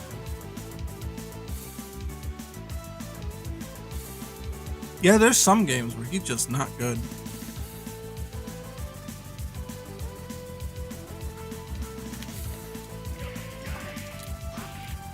Like, I guess like in 98, his normal form is not good, but his EX is okay. But that's it. Like, it's not much to it.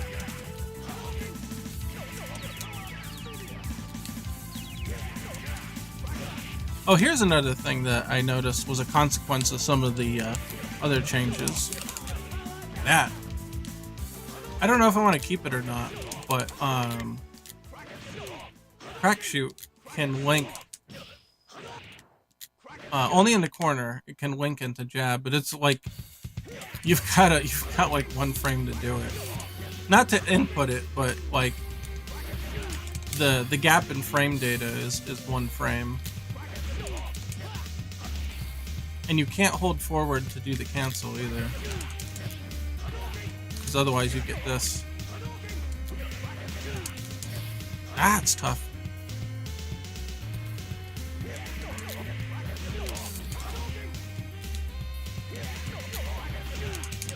There it is. Boom. It's all right. It's not too good. I'd like to keep it. The only thing that makes me not do it though is that you can no longer cancel Light Punch into Crack Shoot. Because if you were allowed to do that, then you could just do it over and over and over and over and over. It would just be an infinite loop.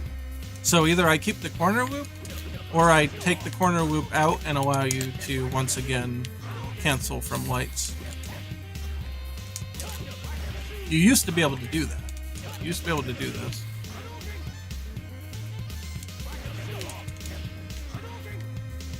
It's not optimal either. There's other things that you can do, you know, that are a little easier and a bit more optimal. So it's not too crazy of a game changer. I don't know.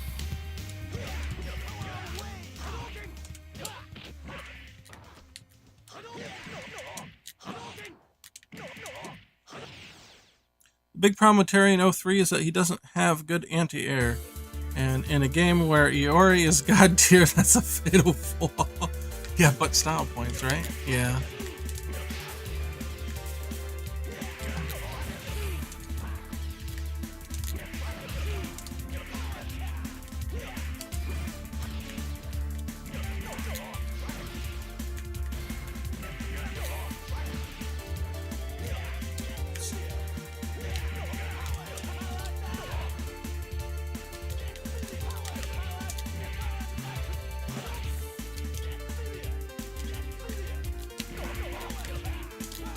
Oop.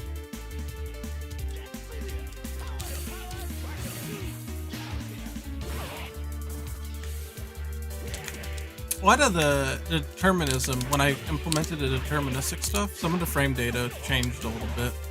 Put it a little bit different. Isn't that most games with Iori? Apparently Iori's not doing too hot in 15. Apparently Iori's not doing a lot. You never see him on anybody's team anymore. Poor bastard.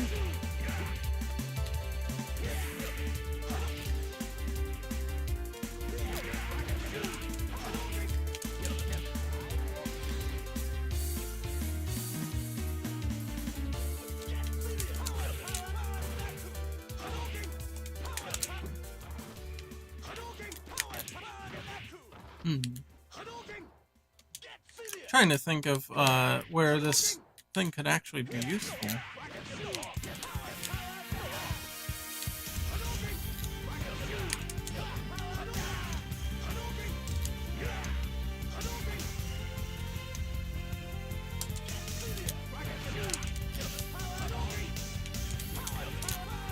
You could potentially do that, which might be a little more damage.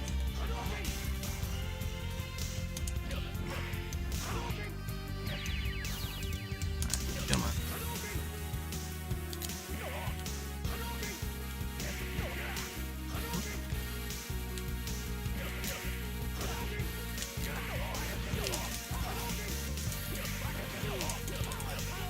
Ah, it's a tight window.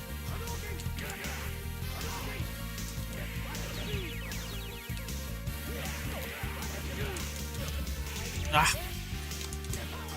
Ooh, because I canceled it here. You gotta be really quick with this cancel, or you're gonna end up with a counter hit. It's not gonna go. And you can't buffer it either. Well, I mean, you can buffer it with that one, but you can't do like two because you're pushed back far enough. You can only get one.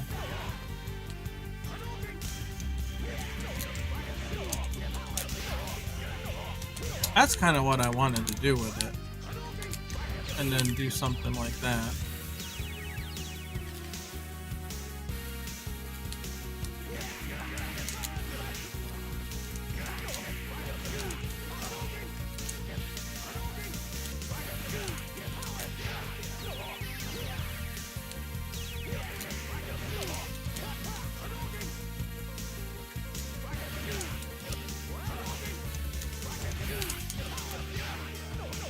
Anyway. Oh, you could do that. I remember you talking about making Iori's geyser an extension only. Yes. So then you suggest making it like KOF 11, where if you do it raw, only the geyser comes out. Do it raw. Do what raw?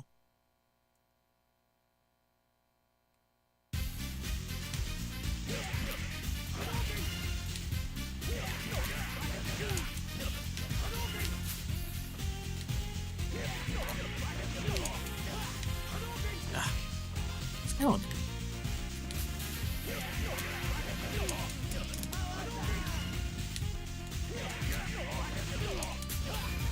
I'm doing the jab too early. Because you see the light kick come out from me trying to do the half circle light kick. The guys are super raw. Yeah, what is it? Got its own input? Like, what is it? What's the input for it? Is it just town forward 4 times?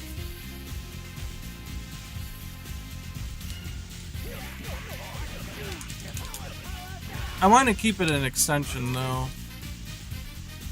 Because if you want to do 3 bars of damage with maidens, then you use the extension. And if you don't want to use 3 bars, then you just don't. Obviously, if you don't have 3 bars and you only got 2, you can only use the 2. But I feel like it's a bit of redundant to have a level 3 maidens and also a level 2 with a level 1 extension. Made no sense to me. I feel like there's some kind of weird disconnect there. That if you only have 3 bars, and supers take 2, and max supers take 3, or like full power supers. I don't like to use the word max because that implies max mode, but that's not what I meant. But like full power supers are 3, then like why would you have a level 3 maidens if you can do a level 2 but then extend it with a level 1? So I said cut out all the fat, just have a level 2 maidens. If you happen to have an extra bar while you're doing it, then you can go into the extension, and then that's your level 3 version, essentially. It's also a lot safer, especially like if you have 3 bars and you go and attempt to do maidens, you can only attempt to do the level 2, which will save you a bar if you miss. So consider it a buff. And while some games have both, I don't think it makes sense. It's kind of strange to have like the damage values be different for such a thing. They're essentially both level 3s at heart, right? Ah! Keep screwing it up.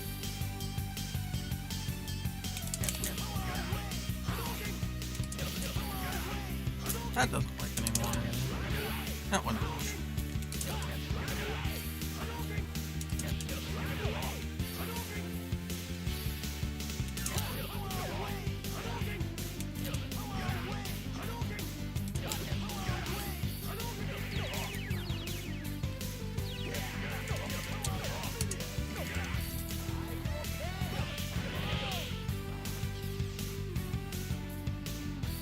Yeah, but what's the input for it? Is it literally just 4 half circles or quarter circles out in neutral? That's so wacky. I'd rather just keep it as an extension. Yori's got enough goddamn moves. You want to give Yori more moves? Are you crazy? It's gonna be a pain in the ass to do anyway.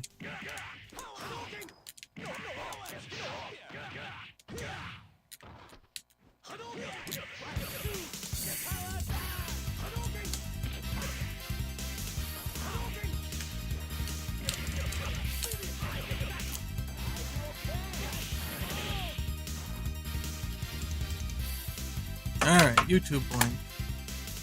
What's the input though? I want to know what the input is. Tell me the input. What is the command sequence? I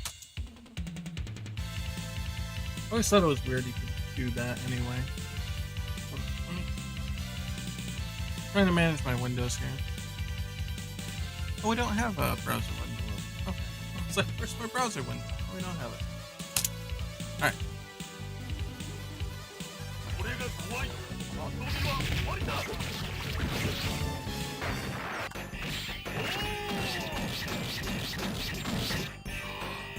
It's the power geyser input? It's literally just down, back, down, forward? Dude, that's so wacky. Wow, that Game Boy one is crazy. What is wrong? Oh. Oh, that's funny. That's kind of cute. He gets knocked out of it.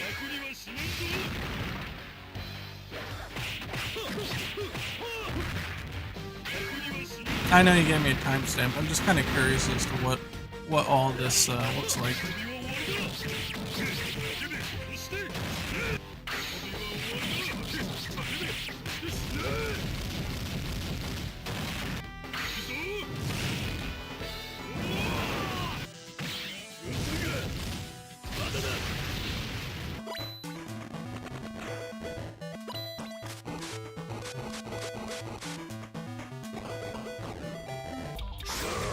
Almost. Alright, we're almost. The CVS ones are always kind of crazy. I kind of like how he holds you on the ground and like, just starts blasting you.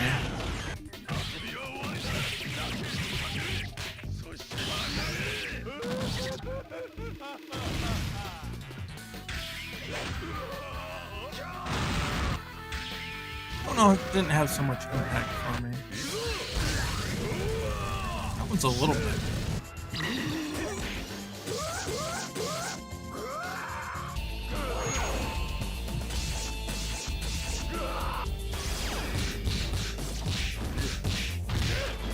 Get close, right? Yeah, we're almost there. Yeah, there it is. That's it. That's it. It's just, yeah. Now, I've seen it before. I didn't realize it was just a power geyser input. That's so wacky.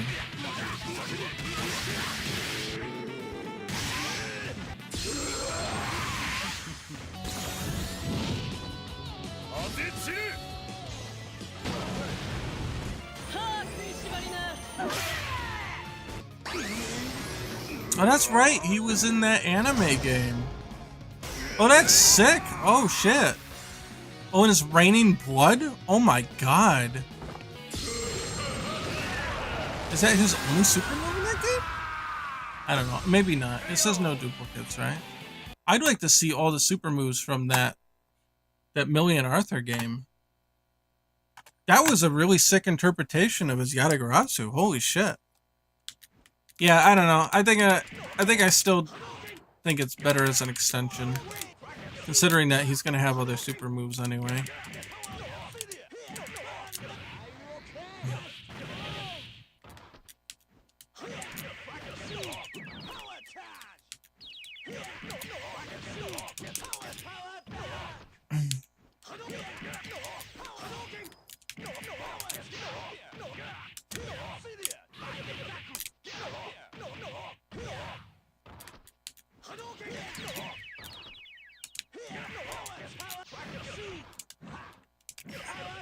Wanted to do that. You can do some goofy stuff with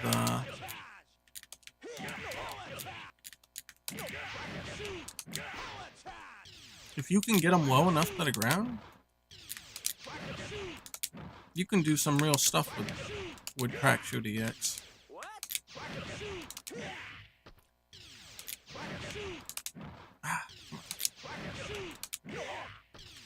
I want to try to get that, but he's got to get lower. And it's tough because you've got to get it while it's during the half circle.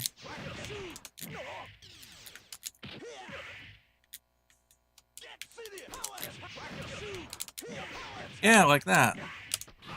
I forgot the EX. But I think the EX would have worked there. Give Ori everything. Oh, goodbye music. Right, yeah. Okay. There you go. The music's quite low, so I can just kind of like chill without it feeding back into the mic. Sometimes I forget about it.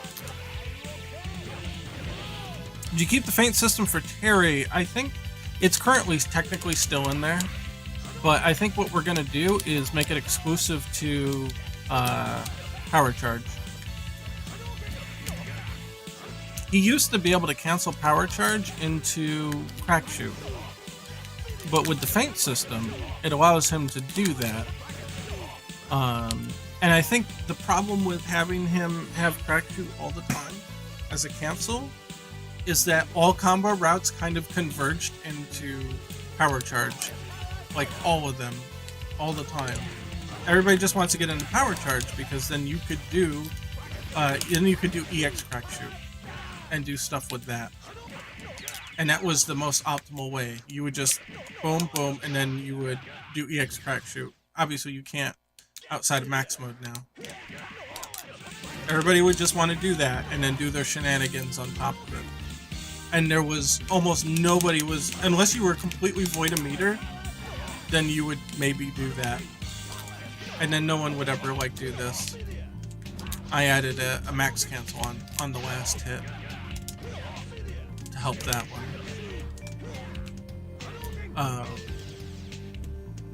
So I think we should leave that as a power max ability. It wasn't something Terry could normally do anyway, so it is still an extension of what his powers would have been. Without the feint system being a little bit, as a ubiquitous universal mechanic during Power Max, the feint system was also a bit really hard to do, and it wasn't very intuitive, I think. It also didn't give you very much in the way of, other than using it to cancel this, you really didn't even get to do much with it. It's like, oh, you can get 2 crouching. Oh, you can get 2 crouching heavy punches. Great, I guess. Yeah, we reviewed how it worked in the other games. It just doesn't translate well to this game. And I think part of that is the high knockback. The higher knockback, the more Street Fighter, classic Street Fighter-esque knockback, just doesn't really play well with it. So it ended up being like not really that great. And the only good application of it was using it here to get the functionality that we had outside of Power Max initially. But I think it's the right way, or I think it's the right decision though for Terry to move the functionality of this into Power Max. Because again, like everybody was just going for power charge in every combo at all times. There was no reason to use like anything else. Because you could just get it into EX crack shoot and then do shenanigans. But now you have to think about it. And then you've got different combo routes for different situations. Not everything doesn't just converge on getting here to power charge. So I think that was the right decision overall. And then when you're in max mode, then you can go ham, you can go wild.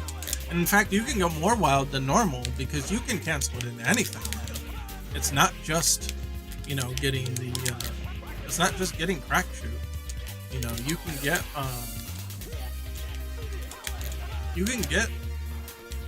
like burn knuckle and stuff out of it, which you were not able to do at all before. You can do shit like this. Like what? Oh shit, that was some big ass damage too. Wait, hold on. Hold on, wait, I'll do it. Ah, shit.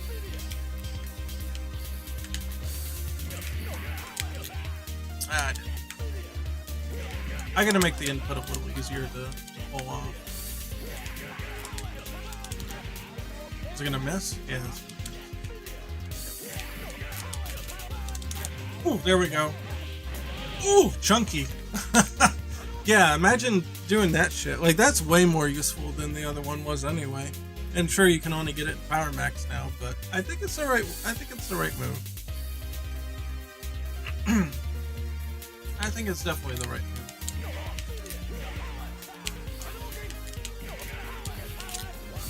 You could do stuff like that now. And I gotta fix that glitch. I really need to fix this being unable to cancel in the max mode though. I don't know why it's doing it.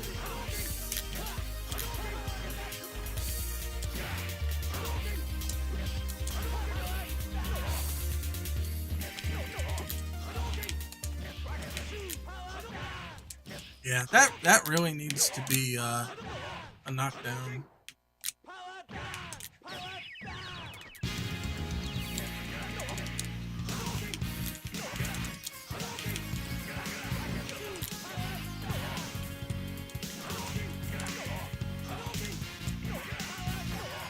Oh, that's nasty actually. Yeah, if they're crouched. Hold on.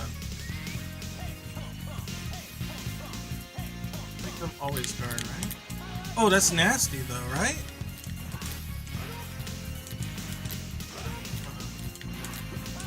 Oh, that's nasty. If that thing, yeah, because that's an overhead. Man, you could trip people up that way. Especially if it knocked down, it'd be a pretty decent reward for that. Ooh.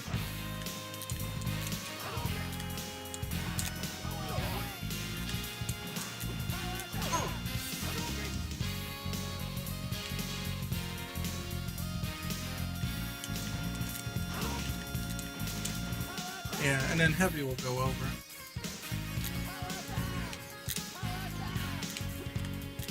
I mean, light will go over too if you're at the right range. Oh, that keeps you from moving too, even if he blocks it. I like that. Power dunk is usually knocked down if you hit the opponent mid-air. Yeah. If they're in mid-air, they'll get it. Oh.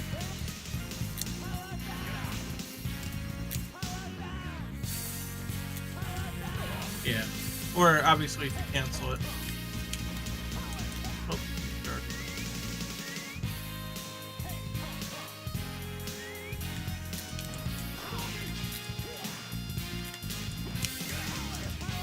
Yeah, if you cancel it, you can get it. But yeah, if they jump, you can absolutely hit them. I think in 15, it is an overhead even if they're on the ground. And it will knock them down. I think it makes sense to knock them down, though, in both ground and air.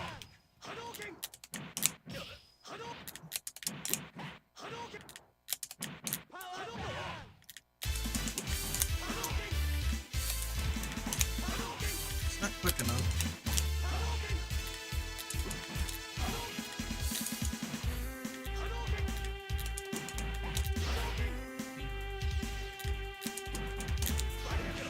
You could get that at least.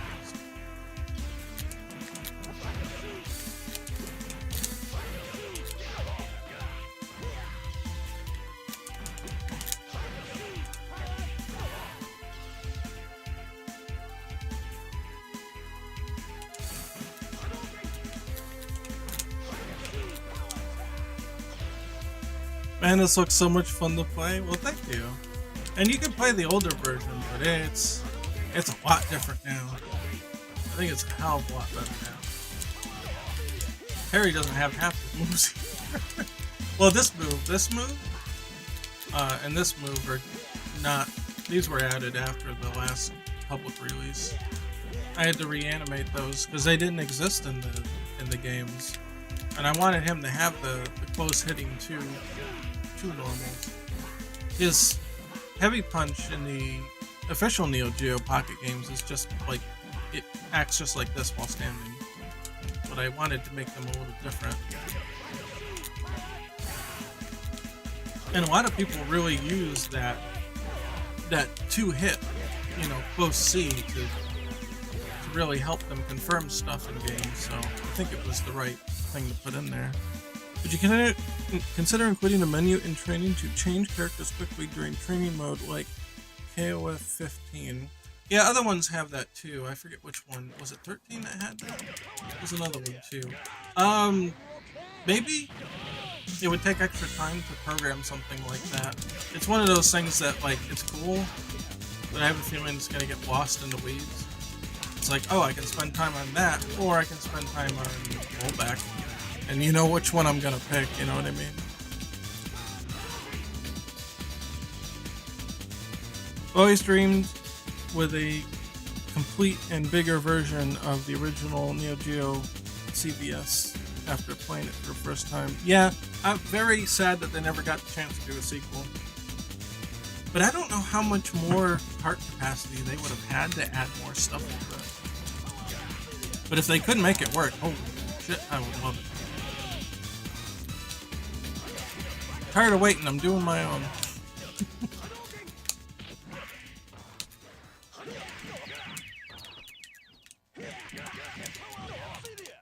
Oh, that's not what I wanted.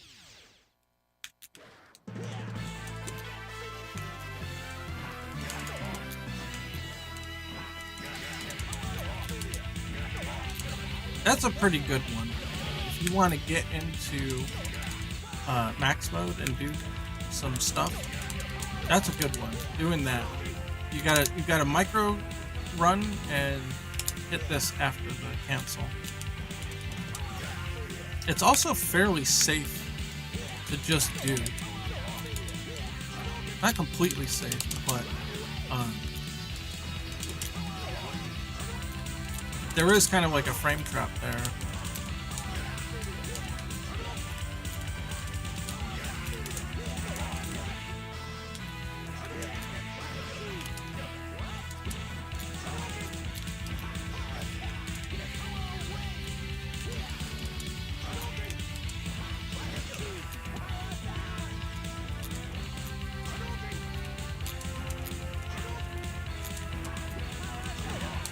And if that can knock down, that would be good.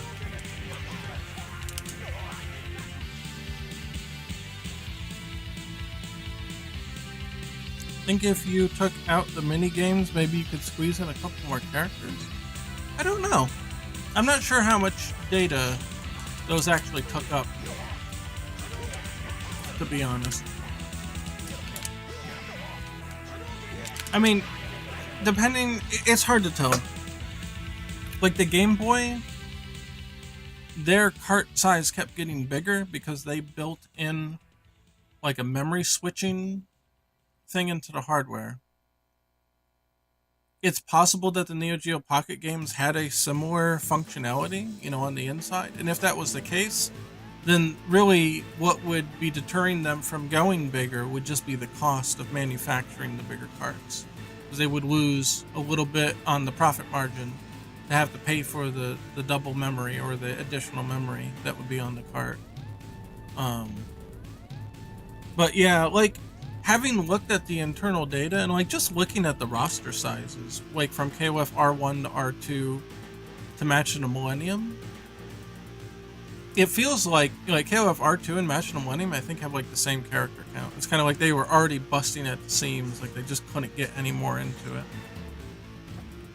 Match in Millennium, if not the same as R2, is just like very close though. But there's a lot of characters in the other ones. You don't realize it so much because like the select screen doesn't show everybody all at once. But it's got a lot of characters.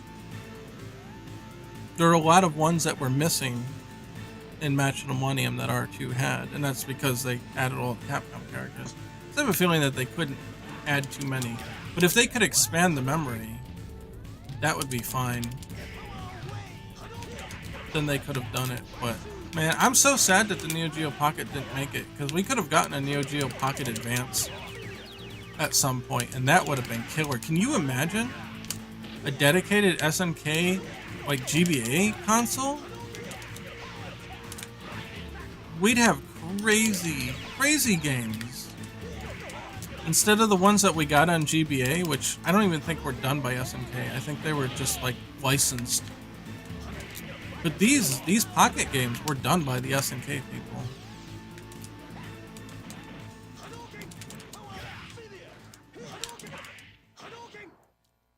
It's crazy, man. It's crazy.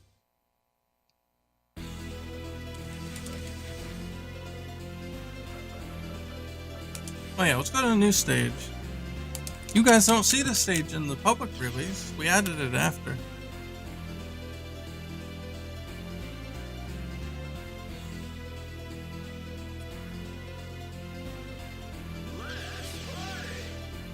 Yeah, I think at the time, if people saw that, they're like, oh, Neo Geo Pocket games on Game Boy Advance?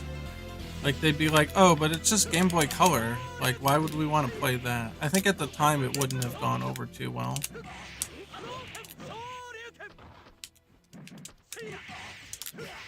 Like, now we're all like, yeah, we want them. But I don't think people would have seen that as a good thing. And the Neo Geo Pocket was more powerful and had more capabilities than the Game Boy Color. So there wouldn't have been an opportunity to port them to Game Boy Color. It just wouldn't have worked out. Hey, G-Man. Yeah, well, welcome back to you, too. Everybody's coming back to say hi, now that I've been, like, dead and resurrected, right? I appreciate you coming over. It has been a long time. It's been way too long. But I'm feeling good now. Yeah, double overtime, right? No, I'm keeping an eye on it. I'm starting to feel like I really need to go. Yeah, I live, bitch. Well, all I can say is it'll take a little more than that to put me down, right? Oh yeah, SVC on Game Boy Advance would be really cool. Like, especially if they added some color and did like a crazier port or something. But at that time, SNK basically went bankrupt, so it wasn't gonna happen.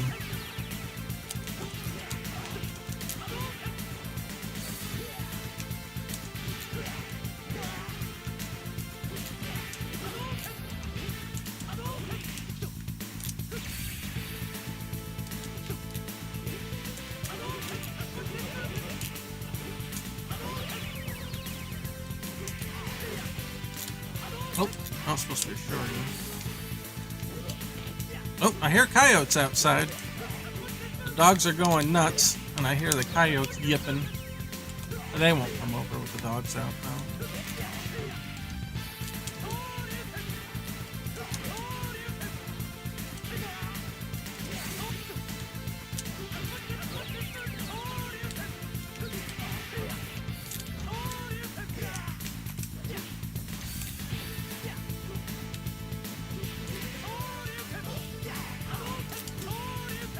I hear him. I don't know, I think you guys can't hear him, but I'm just kind of amused listening to the coyotes yipping out there. We got chickens, so the dogs keep them safe. Keep the coyotes away. But we gotta be careful to get the cats in at night, because they'll stay out and they'll wander outside, you know, into the woods, and that's where they are, and that'd be the end of that.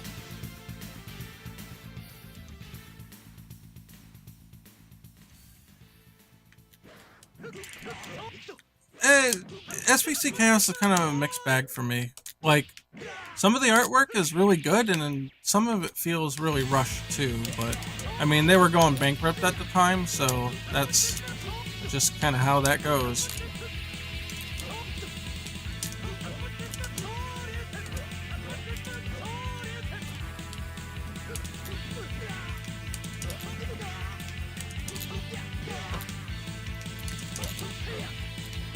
They did what they could with that game, let's put it that way. Yeah, they did what they could with that game, and some of the animations look good. Some of the Capcom ones looked a little rough, but I guess there's also that kind of like, it's weird to see the Capcom characters in a different style too. Yeah, the old animations, of course, stuck out like a sore thumb, unfortunately.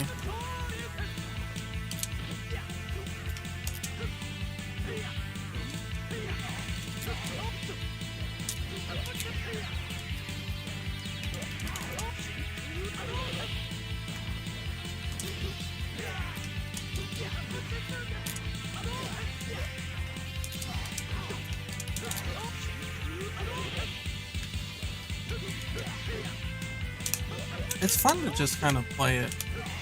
Even like for me, sometimes I'll just sit here and just figure stuff out and just mess around with it. Like, man, I like this combo here if I can pull it off. This one's kind of tough. Oh, almost.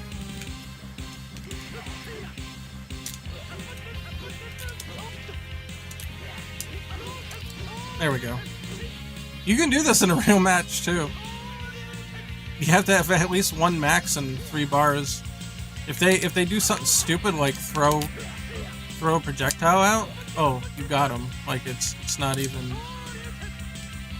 It'd been better to show it with Ken, but you have to have the right distance though. If you full screen donkey kick him, you pretty much can only Shoryuken him at that point.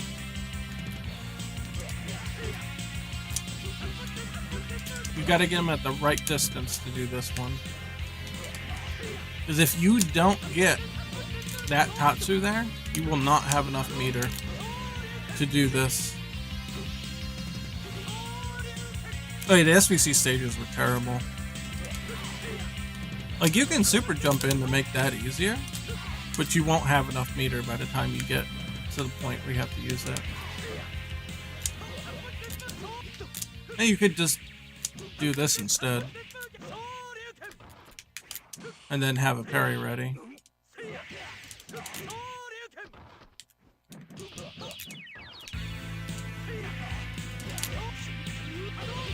Anything.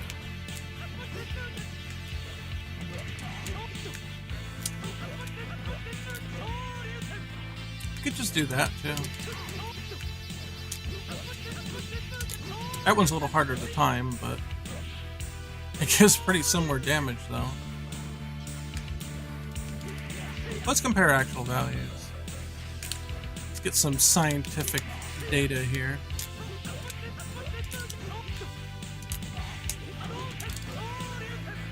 Oh no, I missed! 609 if you miss time it.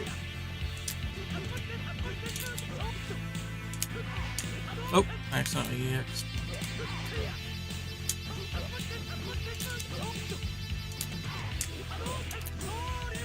I didn't get it right.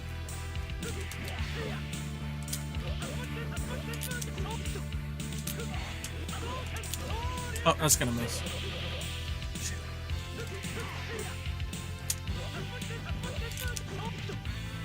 That's what makes this one tricky, is you have to wait a little. You can't just do the moves.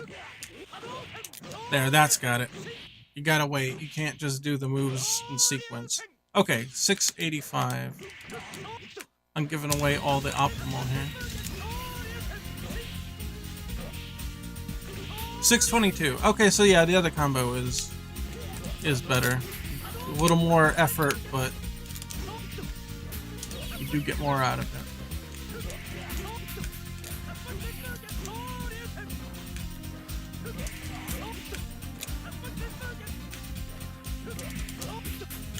Sometimes the longest combos aren't the best because of scaling.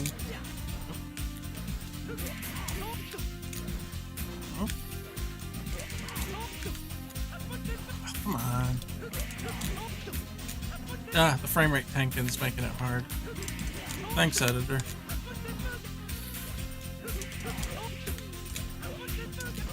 Nope, that's not gonna hit. It's close. Nope, that won't hit. Too high. There we go. No, still too high. Or maybe too far. Oh. Nope, I thought maybe I could buffer it in with that. No, that's not gonna work. No, no, no, no. Nope. Oh, this one's... Oh, that'll get it. Oh, that's it. Oh, nope, still not. Still not. Even kind of trying to optimize out the light punch there. Still not.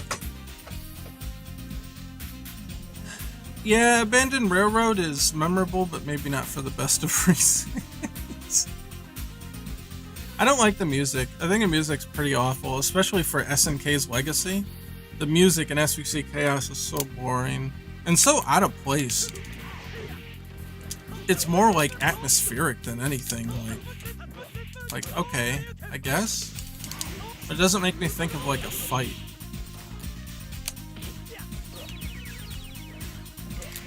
I don't know. SNK was going through a real rough time around then.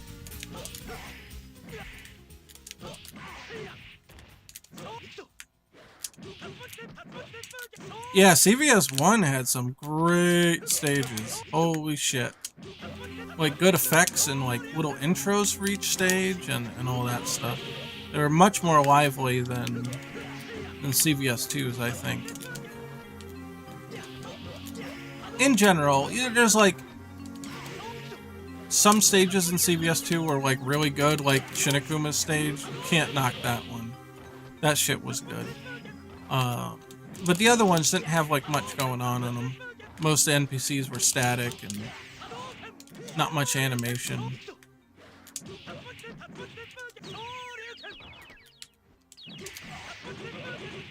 I think overall the music was better in CVS2 though.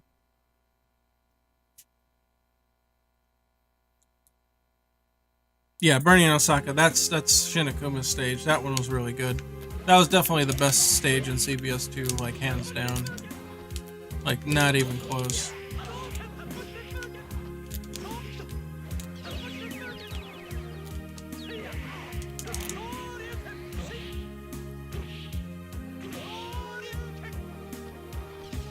Oh well. Anyway, look. I'm doing it again. I'm going too late. I gotta... Listen, you all want me to be healthy, right? That's my excuse. That's why I have to go. I have to be healthy. You don't want me to get sick again. So you better not be mad at me when I turn the stream off, alright?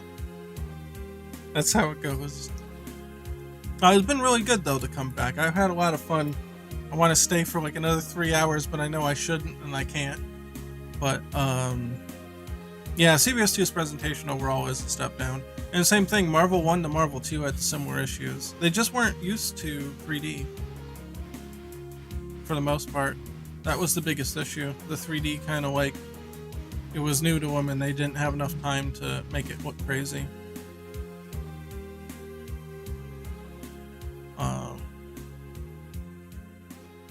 We actually have a pocket version of the Sansan. Someone made one, but then the stage size changed. And it doesn't fit anymore. And if I want to use it, I need to edit it to stretch it out a little bit. But it's a little difficult. Where's stages? I think it's work in process. Sansan. There's a couple of them that I've tried out. Huh? Am I just missing it? Or is it in here? Some of these are also work in progress. I don't see it. I don't know where it is. I have no idea. Street? No, I think that's, no, there's nothing in here. I think Street was just, yeah, because Pit Stop and Street, I think those were Fatal Fury First Contact ones, but I didn't like how they came out. I don't see it. Sansan? Yes. No Sansan. Well, I don't know. I don't know. I guess I don't have it on hand. I'd have to look back. Chamat did that. I don't know if that's how you pronounce his name, but that's how you spell it. Chamat. Chamat? I don't know. Anyway. No more all-fighters for you. Yeah, all-nighters. I know, it's almost 1-2 on the East Coast here. So, yeah, let me read out the, let me read out the patron list and stuff.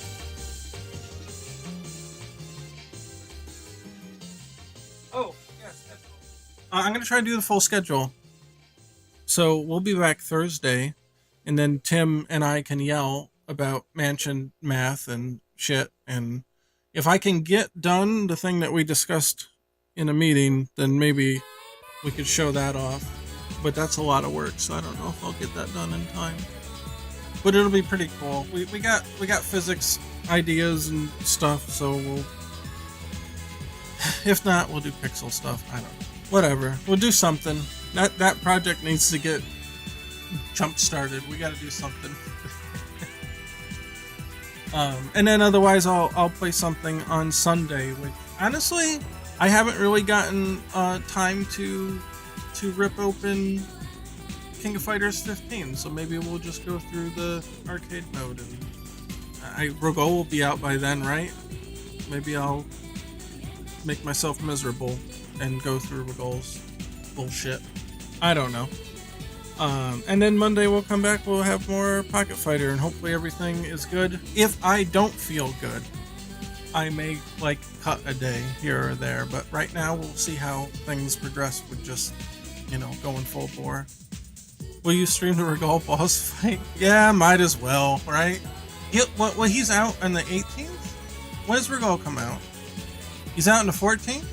Okay, well that'll be in time. Alright, we'll do the normal boss story mode.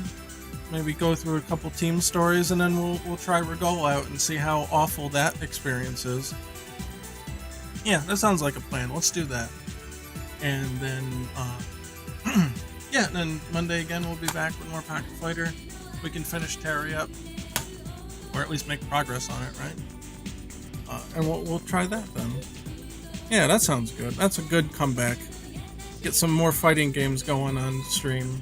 I like to play different games, but I do very much miss just playing fighting games a lot. I just don't get a lot of time anymore. Okay, now I want to give a super special shout out to Alex Smith and Mugen. They're my top patrons, and then we've got AJ, Bryson Oglingham, Cameron Lyle, Garen Johnson, Mike Cruz, Variant X, Alex D, Ben K, D Money 107, LB Walker, and Omega Q.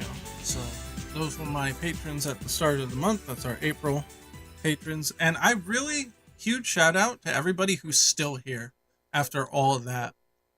I can't blame anybody for jumping, but super shout outs to everybody who's still here after me just like dying for 3 months. So that made me feel real good to see a lot of people just sticking it out. That made me feel very very supported, I guess would be the word. So thank you all very much for that. So the Patreon link, I'm gonna pump that in chat. Where is my chat? Where's my chat? Here's my chat. Too many windows. There's the Patreon link if you feel so generous. I'm back, baby, so we're making progress. We'll see where we get. I just itching to get that online mode out the door. Still got a lot of stuff to work on with it though. It's become my nightmare, my personal nightmare. But what, rollback's not easy, man.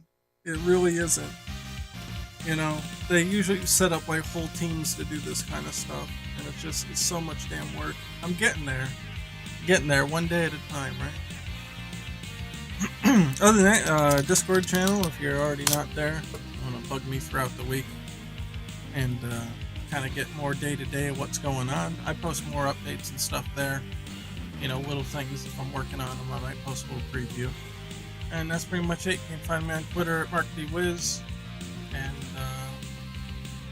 well, let me switch the thing. My automatic switcher broke.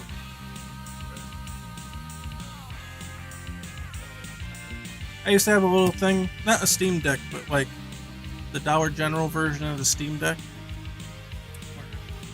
I could hit the button and then it would change it, but it stopped working, so I don't know. Anyway, alright, I'm really going to get out of here because it's almost 1. But thanks everybody for coming back.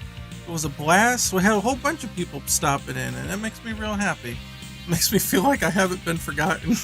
You know what I mean? So that's pretty much it. I'll see you guys on Thursday. And that's all. So have a good one and scrub out.